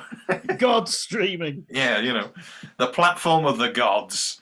It's yeah. There's nothing really that's on Netflix that I watch. Yeah, I'm the same. I can't think the last time that I went onto Netflix to watch something. Yeah, I'm the same. To be fair. Yeah, I think Netflix. I find more to enjoy on other streaming services than I do on Netflix. Yeah. You know, my daughter watches quite a lot of stuff on Netflix, but I think Disney Channel is half decent. If you like any of the Star Wars franchise stuff, it's that's what it's worth having. But BritBox for me is, you know, I like that. I mean, it's not all the same era, is it? You know, just some of it's quite recent, isn't it? Yeah, But they have got a nice cross section. Like they've just got a bit of everything, and it tends to be the things that, oh God, I haven't seen that for ages, and it's sort of I've been doing a big Dad's Army rewatch, and I would watch it on like the videos of the DVDs that I've got, but it's just so easy to just go like that. Yeah, it's like absolutely. Yeah, I know it sounds awful that I can't be bothered to walk the 5 foot over there to just go. Oh no. I'm the same. Yeah. I'm the same. But you know, I mean, you can watch it you watch it in bed and anything off a phone. Yeah, that's the thing. Beauty of it, really. It's just you can access it from anywhere, really, without to. I mean, we will turn it to the people in Wall-E, won't we? Just floating around, you know, watching Netflix. That will be us. Our own little bubbles. It's vestigial legs because we don't walk anywhere anymore. Yeah, flapping about. Something to look forward to. Well, you know, it's the future, isn't it? It's the future. So just steering slightly back towards Doctor Who, because I mentioned it a minute ago. Well, go on. Did you have something else that you wanted to say? Well, just that Mike Batt said something on the last episode, and I was like, oh. About music and how it's deteriorated since 1900s. Since the 1900s. Yeah, I mean... Do you know what I mean? Yeah, I know what he said. I know what you mean, and I know what he was sort of getting at. Because it was Tim that brought it up, wasn't it? That since the turn of the century, music has sort of... mainstream music has just simplified and simplified and simplified. And it will get to a point where... we're probably at that point now where rap is one chord. And I'm not saying this to be sort of... it's just one chord and it's a lot of rubbish. It's, you know, it's one chord and a beat. And they do what they want over that, and then it's done. It has probably got to the simplest form that it can survive in before it just goes back the other way. In the mainstream, I would have thought.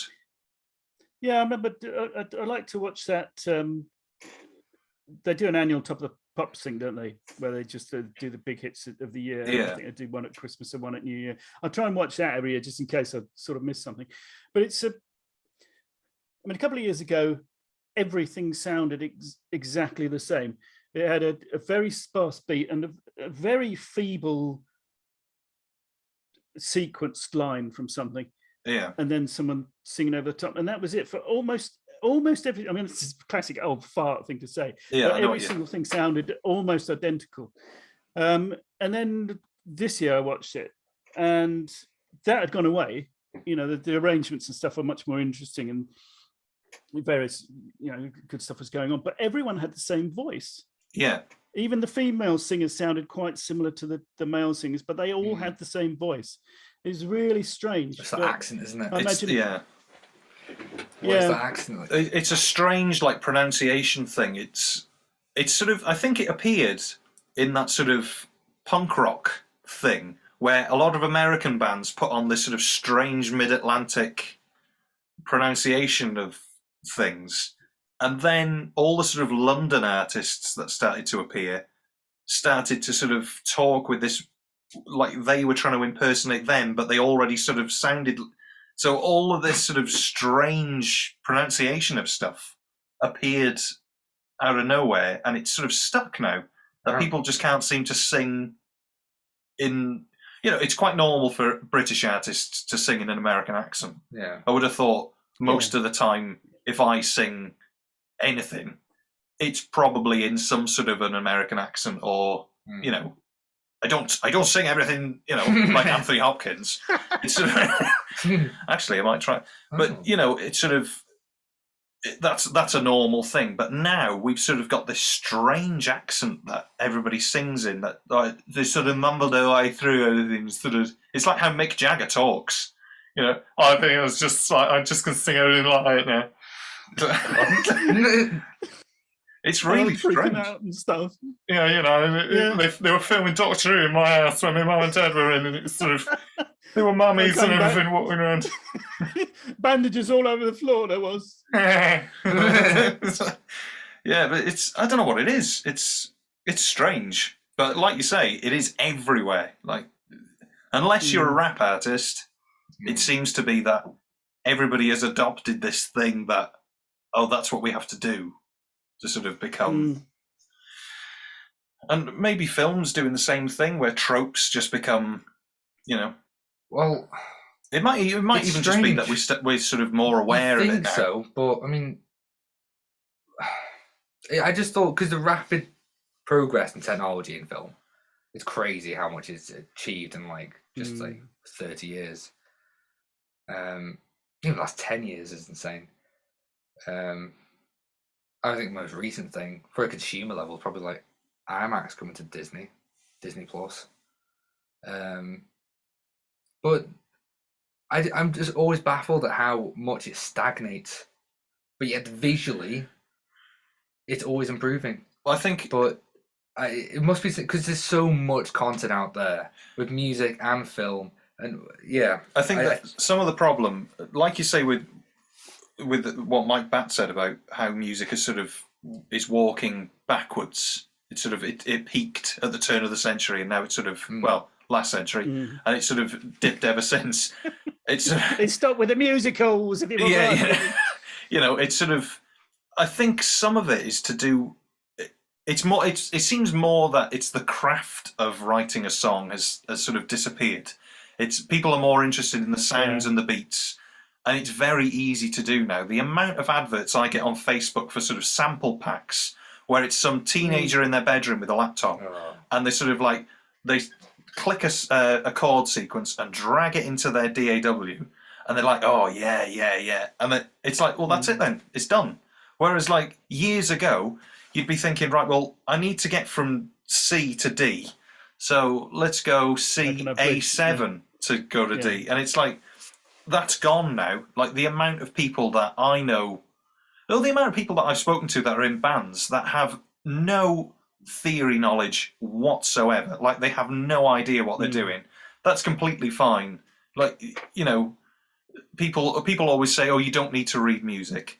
And that's perfectly true. Paul McCartney doesn't read ABBA, but they understand what they're doing just because they can't read the dots. They've got a knowledge there that they know what they're doing. But now people don't know what they're doing because it's already ready for them. And I know I'm saying this in a sort of, it was better in the olden days, it's all gone down the pan now. But it is literally, they drag and drop. Like the amount of songs now. That's why if you go through the top 100, I know there's a popular YouTuber called Rick Beato that does a lot of music things, and he was going through the top 10. And pretty much every song, maybe 9 out of the 10 top 10 songs, all had exactly the same drum machine samples in it. Really? All of the hi-hats sounded exactly the same. They were exactly the same. And it's just because it's dragged and dropped. People just buy these sample packs and do the thing. And I think there's probably some of that's in film and television, that it's sort of, the aesthetic is more interesting than the story.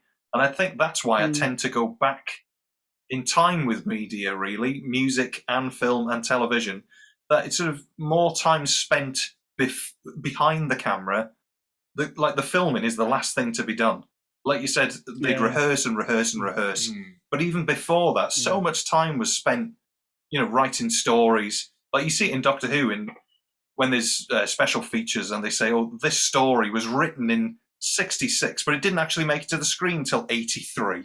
Because they spent so many time rewriting it and doing all, the stuff behind the scenes. There's stuff like that now. Like I think Get Out took like 8 years to write. I get it took 8 years, but Yeah, but It it's takes hard 8 to years know. to do anything. Like, It's hard to know if that's just to get the budget. I know. Production Did you write every day, or did you just leave for a week? Or, But it's the same. The thing with... is, It's sorry, just to pick up on a point that Harry was saying, all the drag and drop stuff, the stuff that's pre-made.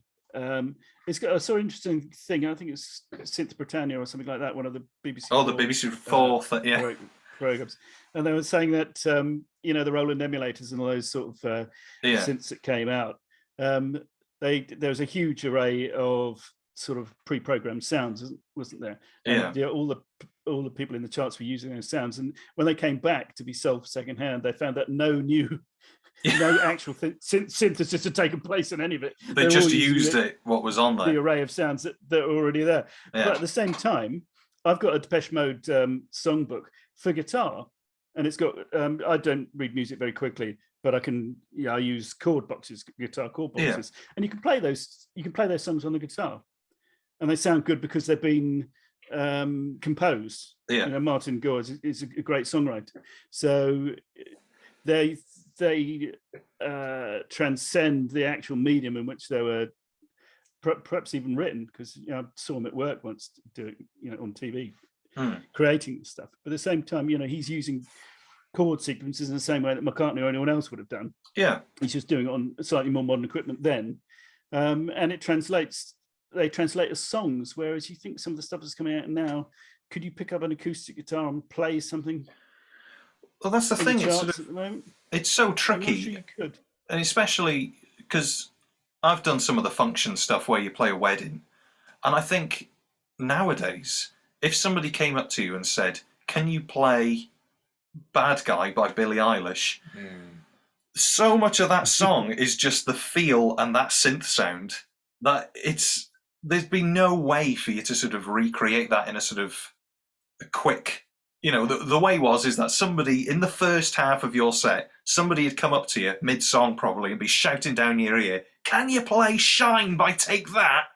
And if nobody knew it properly, in the half time, you just all go and listen to it and go, right, it goes G, it goes C, it goes D.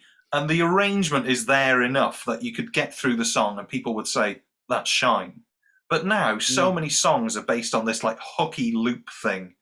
That it's like a groove rather than... Yeah, it's just impossible. There's no way that you can really get through that. Maybe with the Adele stuff, where it's sort of piano ballady stuff, you'd be all right. But, if somebody said, can you play that song by Dave? Or whatever, it's like, no, sorry.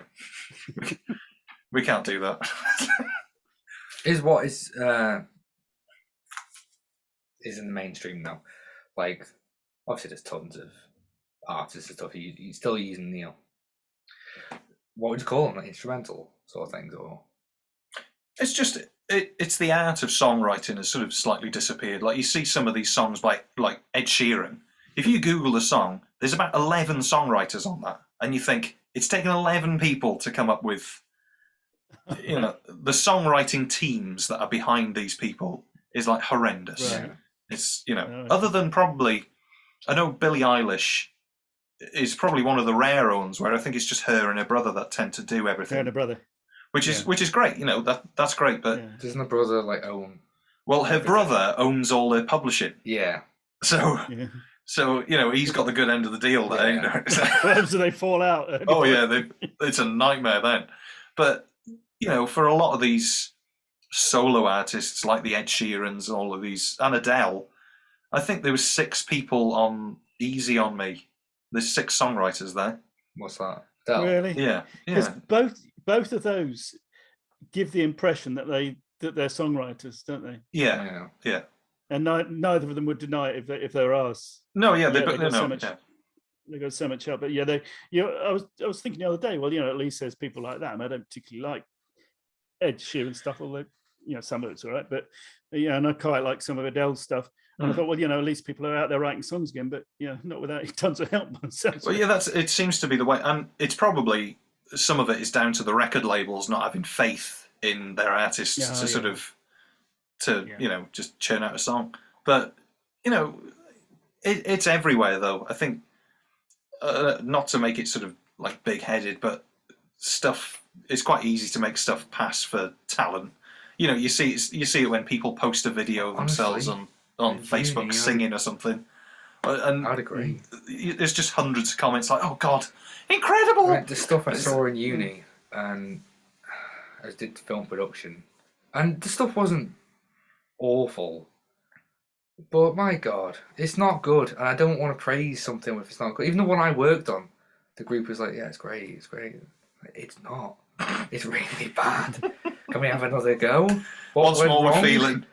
Can we identify what went wrong so we can get it better next time? Yeah. I don't know. I think it's just Well, such ease of access, especially the power of editing. Do a lot with that, but I think there's a school thing here, and I don't want to be this person, but all the people are always saying that there's no competition at school. I mean, everyone gets a rosette. Yeah. If they come last, maybe that is creeping in to to what you're talking about. Like, people who are producing stuff and everyone's saying, "Oh, it's brilliant," even if they don't necessarily think it is. Yeah. Just because it's just a constant reinforcement of almost fake encouragement, almost. Whereas it would be more helpful to these filmmakers, wouldn't it, if someone more experienced would say, "No, that doesn't work. This would be better if you did this. Have you thought of doing this?" And that kind of constructive criticism, rather than just praising everything. Yeah, it doesn't get it. Nothing will get any better, will it? no. And that stuff's still there. You still have those films that whose directors and the whole team around them are so anal about getting everything, getting everything right. Depends on the film. I don't know what kind of media you're consuming, but I'm trying to think of an example actually. It's I mean, there's probably, like you said, Jim, there is something to be said probably for the, everybody wins sort of argument for it. That it's sort of, it feeds people's egos in a way that's great. You should encourage everybody, no matter how bad their song is. If somebody's written a song, you should say, "Yeah, well done." But up to a point. Up to a point, not sort of, "You should go on the X Factor," or "You should do," Yeah, and look how many people get humiliated because they've had all this. They go on the X Factor. I think that's and horrible. They're not as brilliant as their family have told them. Yeah, and that becomes a sort of, it's like the modern Bedlam thing, isn't it?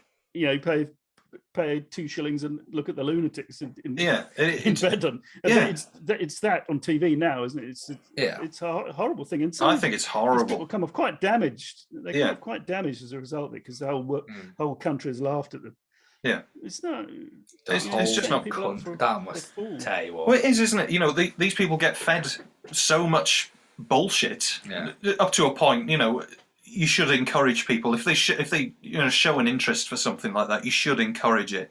Like with anything, if anybody shows any interest in something, you encourage it to a point. Yeah. But just to improve. But you don't just sort of say, "I've booked you onto The Voice." Yeah, you've done it now. You've done it just to be humiliated. It's horrible. And the fact that they'll put that out, even if they did get humiliated on stage, you'd think, right, well, we won't show that because that's not very nice, is it? They've obviously thought they were trying, but we'll just put that out. But on the flip side, if you critique it, great review. Yeah, there is a point to critique, and I suppose, but they're not doing that, though, are they? This sort of Flux didn't go down well. Well, yeah, but like we say, there's been some. If you want to go down the Flux route, not really. But no, not again. But there's been some improvement. Like, me and Tim were talking about the music. When Sagan Akinola took over with the music, it was very different to what we'd been sort of got used to with Mr. Gold. And then suddenly, as Flux has appeared, it's as if somebody's bought him an arranging book. So suddenly, whenever anything grand happens, there's French horns. It's as if he's been steered or he's been on an arranging course. So yeah, that's page 79. Yeah, it's like I'll use that. Yeah. Which is good. Obviously, he's taken on board, or somebody said to him, "Can you make it a bit more normal, so to speak?" And he's obviously taken that on board. And whether he's known that before and just wanted to try something new, or he's gone out there in his own time and thought, right, well, how do people properly arrange? Because I think he's younger than us. I'm sure he's only about 25. He's pretty young. Yeah, he's pretty young. Yeah. Where did he go to uni? I don't know. Just because my lecturer knew. Because your lecturer thought that you could get him on the podcast. He could have if I didn't fall out with my lecturer, yeah. I could have got him on the podcast. He's a dick. Sorry. Give your lecturer an apple, then you get on the podcast. Not saying I can hold him, but my lecturer can do a dick, so. But yeah. I was out there. Yeah. It's tricky. It's funny what you're saying about the massed sort of songwriting. It's almost a reversal of what happened, when the Beatles came out and started writing their own material. Yeah. When previously you had, the Tin Pan Alley sort of music writers writing for Rory Storm and the Hurricanes or whatever beforehand. They were just a product that would front and perform the music without any input to themselves. Are we back there again? Is that what's happened? I think so. And it's sort of tricky because I know that Taylor Swift's re-recording all of her old albums because she doesn't own any of them. She doesn't own any of it. Why? Because she was in a terrible deal with a terrible contract. An awful contract. But luckily, but she re-records it. Then it's hers again. Yeah, she re-records it. So a lot of bands do that, especially when they do a sync. So if you see music on an advert, most of the time that's like a re-recorded version, so that they get all of the money from the publishing of that. Right, yeah. So I know that the Darkness Christmas song, I think that was on an Aldi advert or a Tesco advert or something, but that's a re-recorded version, so that they get all the money from that. And Taylor Swift's doing a similar thing where she's re-recording all her albums, so she owns her publishing. So the old albums still exist, and after so long with a contract, you earn the right to be able to re-record your songs. So as they're expiring, she's jumping in there before they get renewed and re-recording them, and tells all her fans, "Well, go and listen to this version. It's practically the same, and I get all the money." But Oh dear. And then Damon Albarn tells her she doesn't write her own songs. Yeah. See that? Oh no. Do you know what? As much as I'm not a massive fan of Taylor Swift's music, but I think it's great what she's doing. And she seems like a really nice person. She doesn't seem, unbearable as a lot of some of these artists are. Unbearable. Well, they just sort of. They've got personalities you just want to crush. Hit with a baseball bat. Like a grey. Yeah. Come. Explode. Make them pop. Make them pop. But well, we started off very cheery. I'd love to see where cinema goes though in 10 years. I hope we're just not in the same place. I really hope, because I feel like we've been in the same place for 10 years now already, which is very strange. Do you think it'll get more sort of virtual? I mean, is it? I really don't. Is it the filmmaking that would change, or the experience for the viewer? I'm not really bothered about the experience, because at this point you can watch it on anything. And I mean, that wrecks a film. You can watch it on a phone, and there you go, wrecked. So that's out the window now. But I just hope.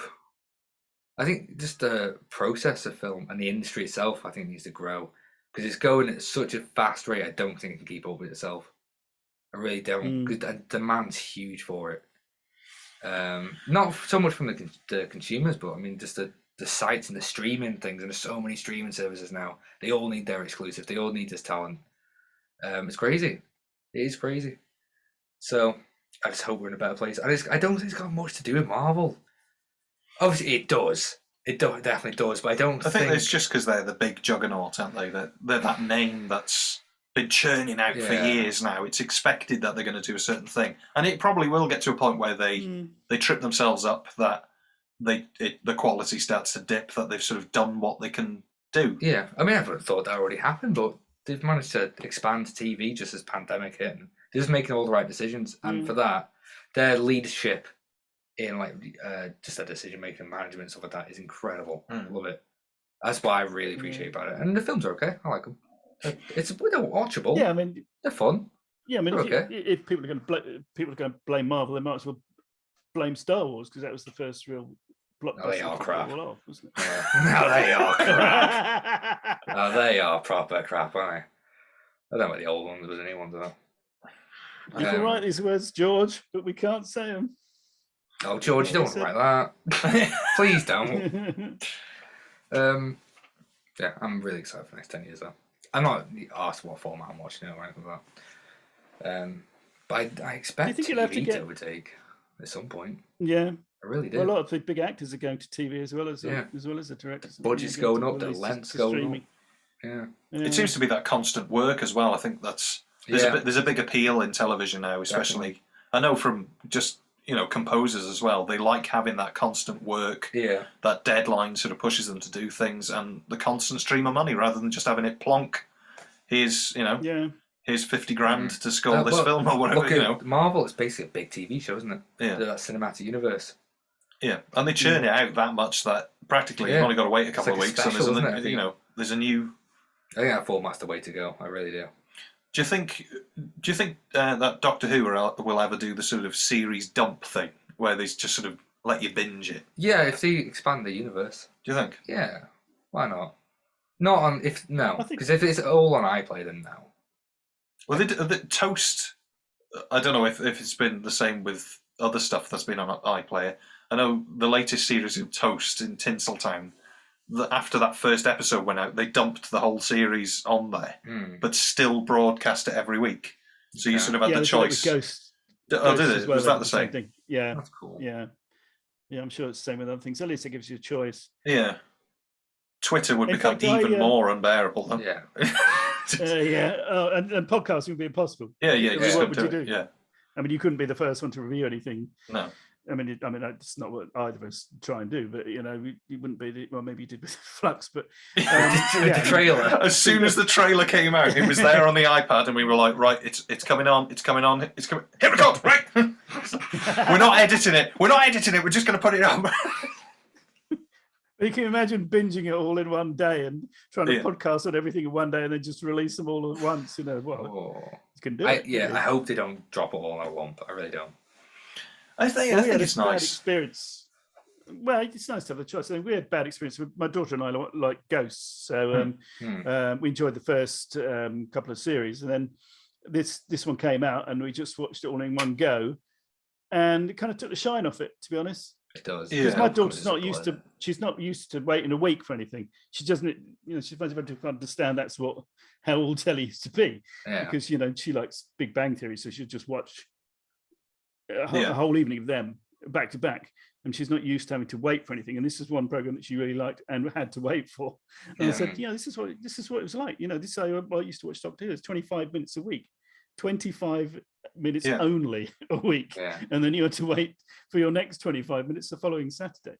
This is what telly used to be like, and she couldn't stand it. And as soon as we got a chance to to binge that program, we did. And I didn't enjoy it as much because it's like a saturation thing, isn't it? Yeah. I mean, any similarities between episodes become more pronounced because you're watching them all in the chain. So I give them a choice again. I think we'd at least stick a day between every episode. Yeah. I think a lot of classic Who episodes work like that as well, because I know some episodes that you've had to watch for the review. Not that you've struggled with, but they just become. Nothing happens in that episode. Nothing. But if you sort of do a comparison to the last one I just watched, like if a week went by and it's like, oh, it's back. Yeah. As long as it's back, I'm happy. Yeah, I think imagine that's what I'd be like. A lot of the bigger episodes as well really work well if you even watch one a night, sort of one episode per night, or leave a couple of days between it. And I think that's something that probably helped Flux. If Flux would have been dumped in one go, by the Sontaran one, I would have been out really.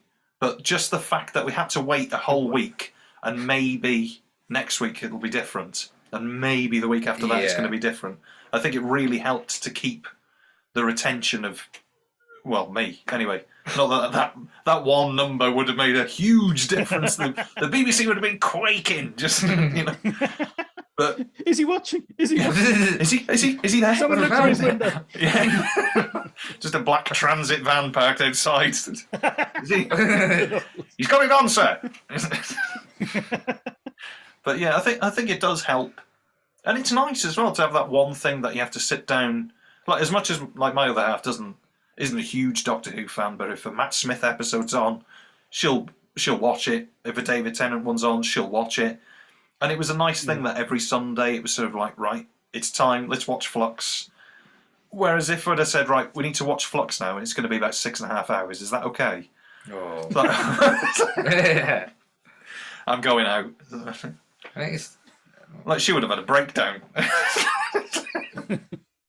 it's nice for competition as well. I think if you've only got that 1 hour to spend on watching something and you see Doctor Who new episodes out, you're gonna, you're not gonna watch it, but you might watch that instead of a film or something like that. Yeah, you know, it's But if you've got 6.5 hours and something, you're probably go on. I don't know what the kids go on TikTok or something. Or... I think the thing with Doctor Who, as much as I'm not a fan of modern Who at all, really, I'm sort of 40% in. And oh, that's generous. And that's enough that I can sort of. That's hard than I thought you'd say. Yeah, actually, maybe I'll rephrase that. That, you know, if for some reason I couldn't watch it, it doesn't bother me. But I will try and watch, you know, what's going on. And as much as I'm excited for what the series brings, that's probably as far as it goes. It's not that I want to watch it. I'm just excited to see what they do. I'm just scared. Yeah. Yeah, maybe. Yeah. I'm just scared. Yeah. It's weird, isn't it? Trepidatious. You get a bit nervous before each episode in case it's shit. I think you've just you expect it. And it's just I get scared that I'm gonna have to talk about it. I think that's the bit. Well, we said I think that does change the experience. It does change the viewing experience. Yeah, definitely. Because I know that. Well, not to sort of blow smoke up your posterior, but like your podcast was the thing that got me back into Doctor Who.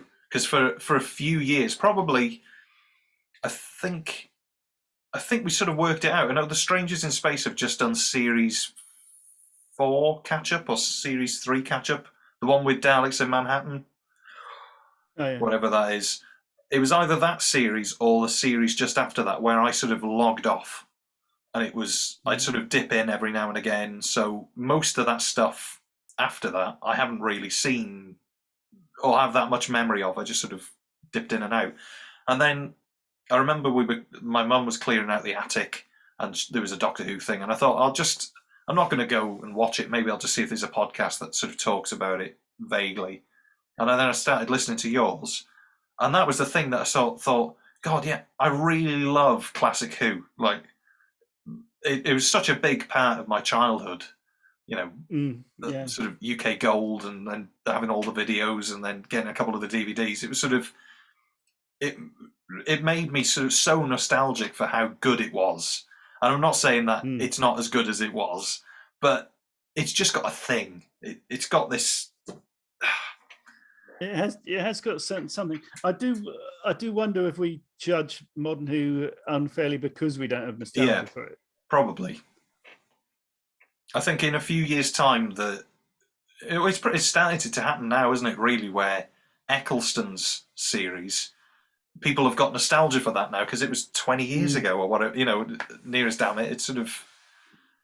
I do. 17 years ago. Yeah, it's scary. That's scary. That.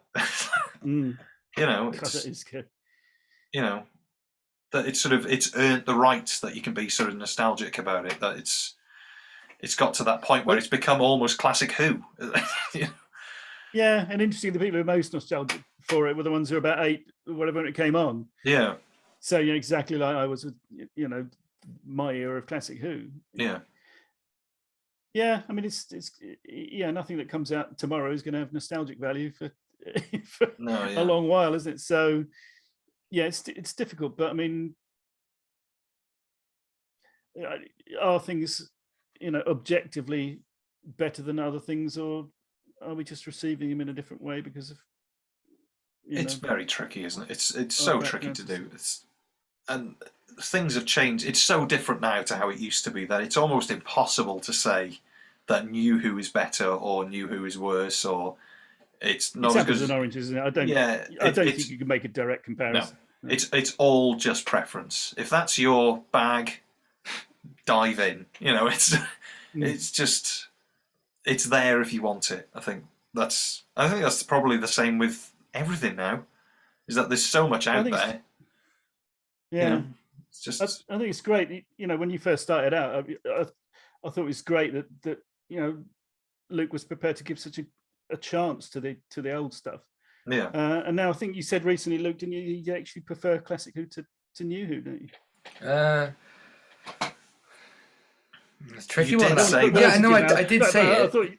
I did yeah. say it. It was more in the sense of if I have to review it, You'd rather watch Okay. old Who. yeah, Yeah. just because it's Oh, I fresh see, stuff. yeah. Fresh stuff. Yeah.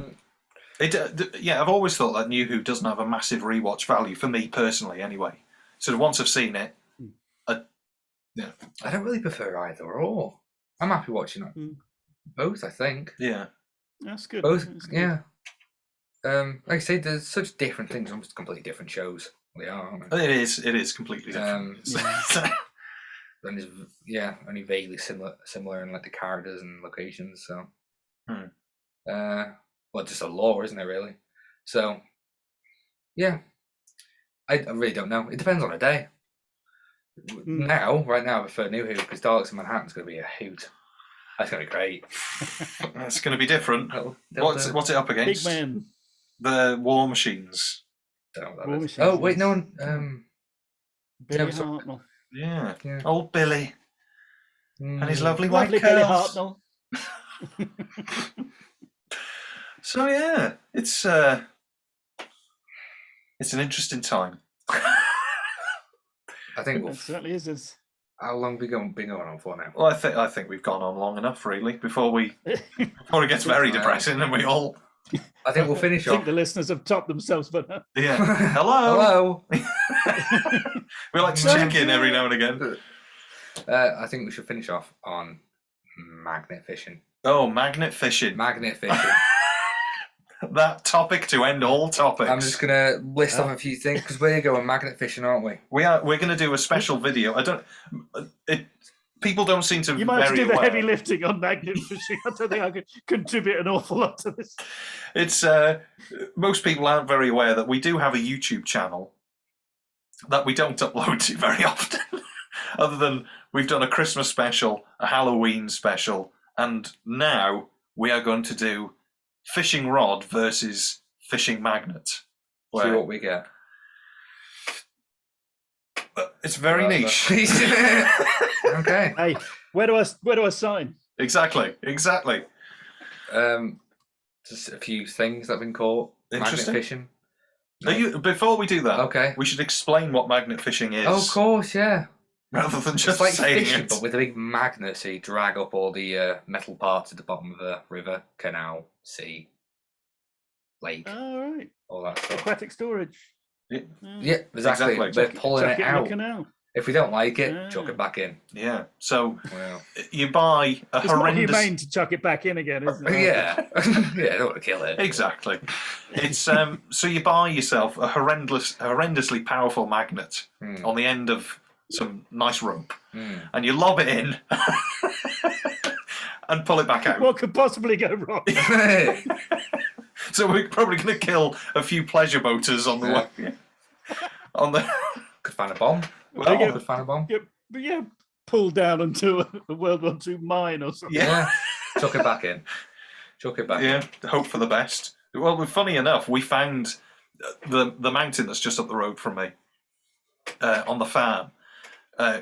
All of these police cars suddenly appeared, a bomb disposal, where a sheep had dug up or sort of scratched around a mine that had dropped Second World War but hadn't gone off. Oh my god. So all of these bomb disposal people all had to come and sort of, make it go off, sort of thing, as it is. And Controlled explosion. controlled explosion. And there are so many on the mountain because where we are, the mountain in the Second World War was set fire on purpose to sort of distract the Germans from bombing Liverpool, because we're only sort of 40, 50 mile away, sort of, So the mountain is littered with, big dugout craters of where bombs have gone off. And there's an airman's grave. So a German plane crash landed on the mountain, and some of the people in the village took him in as sort of, he was injured and he lived his life after the war here, and he's buried on the mountain in the airman's grave. So it's a thing now that if anybody does the walk from where we live over the top to Llangollen, they take a stone from the mountain gate and they put it on the airman's grave, which is in the shape of a plane. So but there's so many unexploded bombs that are on the mountain that there are areas that you're not allowed to sort of go to. So, and every so often, one, pops its head up and sort of appears, and then they have to come and get rid of it. But there's a few that are in this, like a boggy area, that there's just no way they can get to them. So it's just crossing fingers that they don't suddenly just go bang in the night. Wow. But yeah.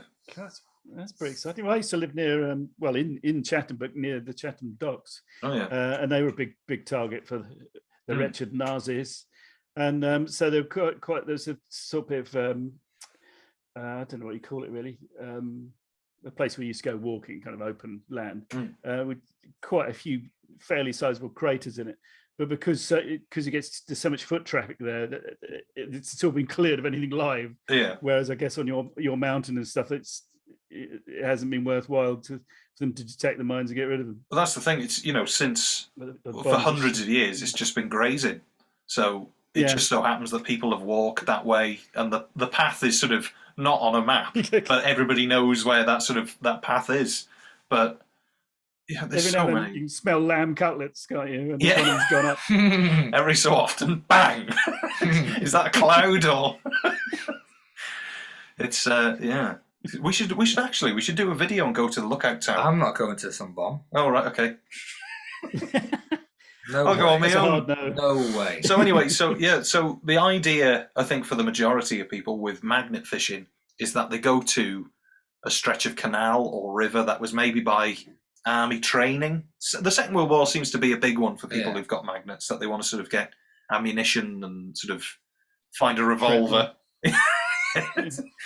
A German pilot's gold tooth. Yeah, exactly. So what have you found? Nothing much. Nothing much. It's a sign. Amazing ornate dagger. Amazing. Not really. It's just a dagger, really. Treasure box of money. That's all right. That's Two safes with money and jewellery. You'd need a big magnet for a safe. Oh yeah. A bag full of guns and ammo. Horses. A father and son found. A father and son. Yeah, found 80 guns. 80 guns. Metallic they were. Guns. His brass hand stuck on like glue. Live grenades. They can be found. Live grenades. Crikey. A bike as good as new. Exciting. Don't believe that one. It would be a thrill, wouldn't it? Stainless steel bike. Yeah. Enigma code breaking machine. Found in. Whoa. Yeah, that one's pretty cool, isn't it? I mean, that one's pretty cool, isn't it? Llangollen's pretty remote. I'm assuming that the canal is not going to be littered with bits of the Enigma. Probably not, no. I mean, we can hope. It's probably going to be a trolley. Hided by there. But I just think you never know what you're going to find, and that's what's exciting. You never know what's around the corner. I hope it's not a can. Yeah, a can of Pepsi, probably. Probably just be a load of fishing hooks. Probably just, fishing hooks. They're expensive, though. So they're not expensive. No, not really. No. But anyway, so I'm going to deal with the fish. I'll deal with the... You're going to deal with the magnet. Oh, really? Yeah. Well, we can switch, can't we? You're not having my rod. There we are. Well, on that note, thanks so much for joining us, Jim. Thanks very much for having me. Would you like to show us your wares, as it were? On an audio medium, I think it might be wasted. Well, yes, we'll the mute. It's just an intimate, private viewing. Ooh. Well, these days, and the Krynoid podcast is on hiatus. Although we are bunging out some old episodes because we didn't have them all in one place before, and now the first 30, we're going to migrate to our current podcast host. So that's a very little activity except for that on there. However, the Mutoid podcast is in full flow. Every month we do a Blake 7 episode in the sequential order. We've just done the web at the time of recording. And it's me and Martin are arranging a date to do Seek, Locate, Destroy, in which Travis and Servalan are both introduced. So that's going to be a turning point for the series and a turning point for us. So Mutoid podcast, so called because there's some creatures in there called mutoids, and it sounds a bit like Krynoid. Do you see what he's done? Yeah. Do you see? Yeah. We're showing our working, what brilliant minds there are at work. It's scary, isn't it? It is, yeah. When Stephen Hawking went, it's only us two left. Well, exactly. You know, they'll dig you a spot in Westminster Abbey or something. You know. But yeah, bloody hope so. All right. Well, there we go. That's it then. So yeah. So thanks so much to Jim for joining us. Thank you very much, Jim. Go and listen to thank you. His current and past foray into podcasting, and you can join us next week for the War Machines and Daleks in Manhattan. What's the second episode called? Evolution of the Daleks. Exactly what Jim said. So if that's your shtick, so that's what you're into. That's what you're into. Exactly. Nothing to do with us. No. The New York humanoid Dalek. There's a Dalek in the. Is it the Chase? Yeah, we did. We guested on My Adventure in Space and Time for the Chase, and in the scene when they're on the top of the Empire State Building, and you'd never know because he says everything like. Yeah, Native American apparently. I mean, not Native American. Abort! A native New Yorker. Oh, there we go. Cancelled. No. GB News will have it. Yeah, there'll be a full Twitter apology tomorrow, then a spot on GB News. That's it. There we go. Oh, God. I've become that which I used to despise. Time. Prepare the time lash. Right. Well, thanks for listening, everybody. We'll see you next week. I've been Harry. I've been Luke. And I've been Jim. And he's been Jim. There he is. There we go. Slick podcaster. Yes. Thanks for listening, everybody. Thank you very much. Bye-bye now. Goodbye. Bye. Yes. Bye.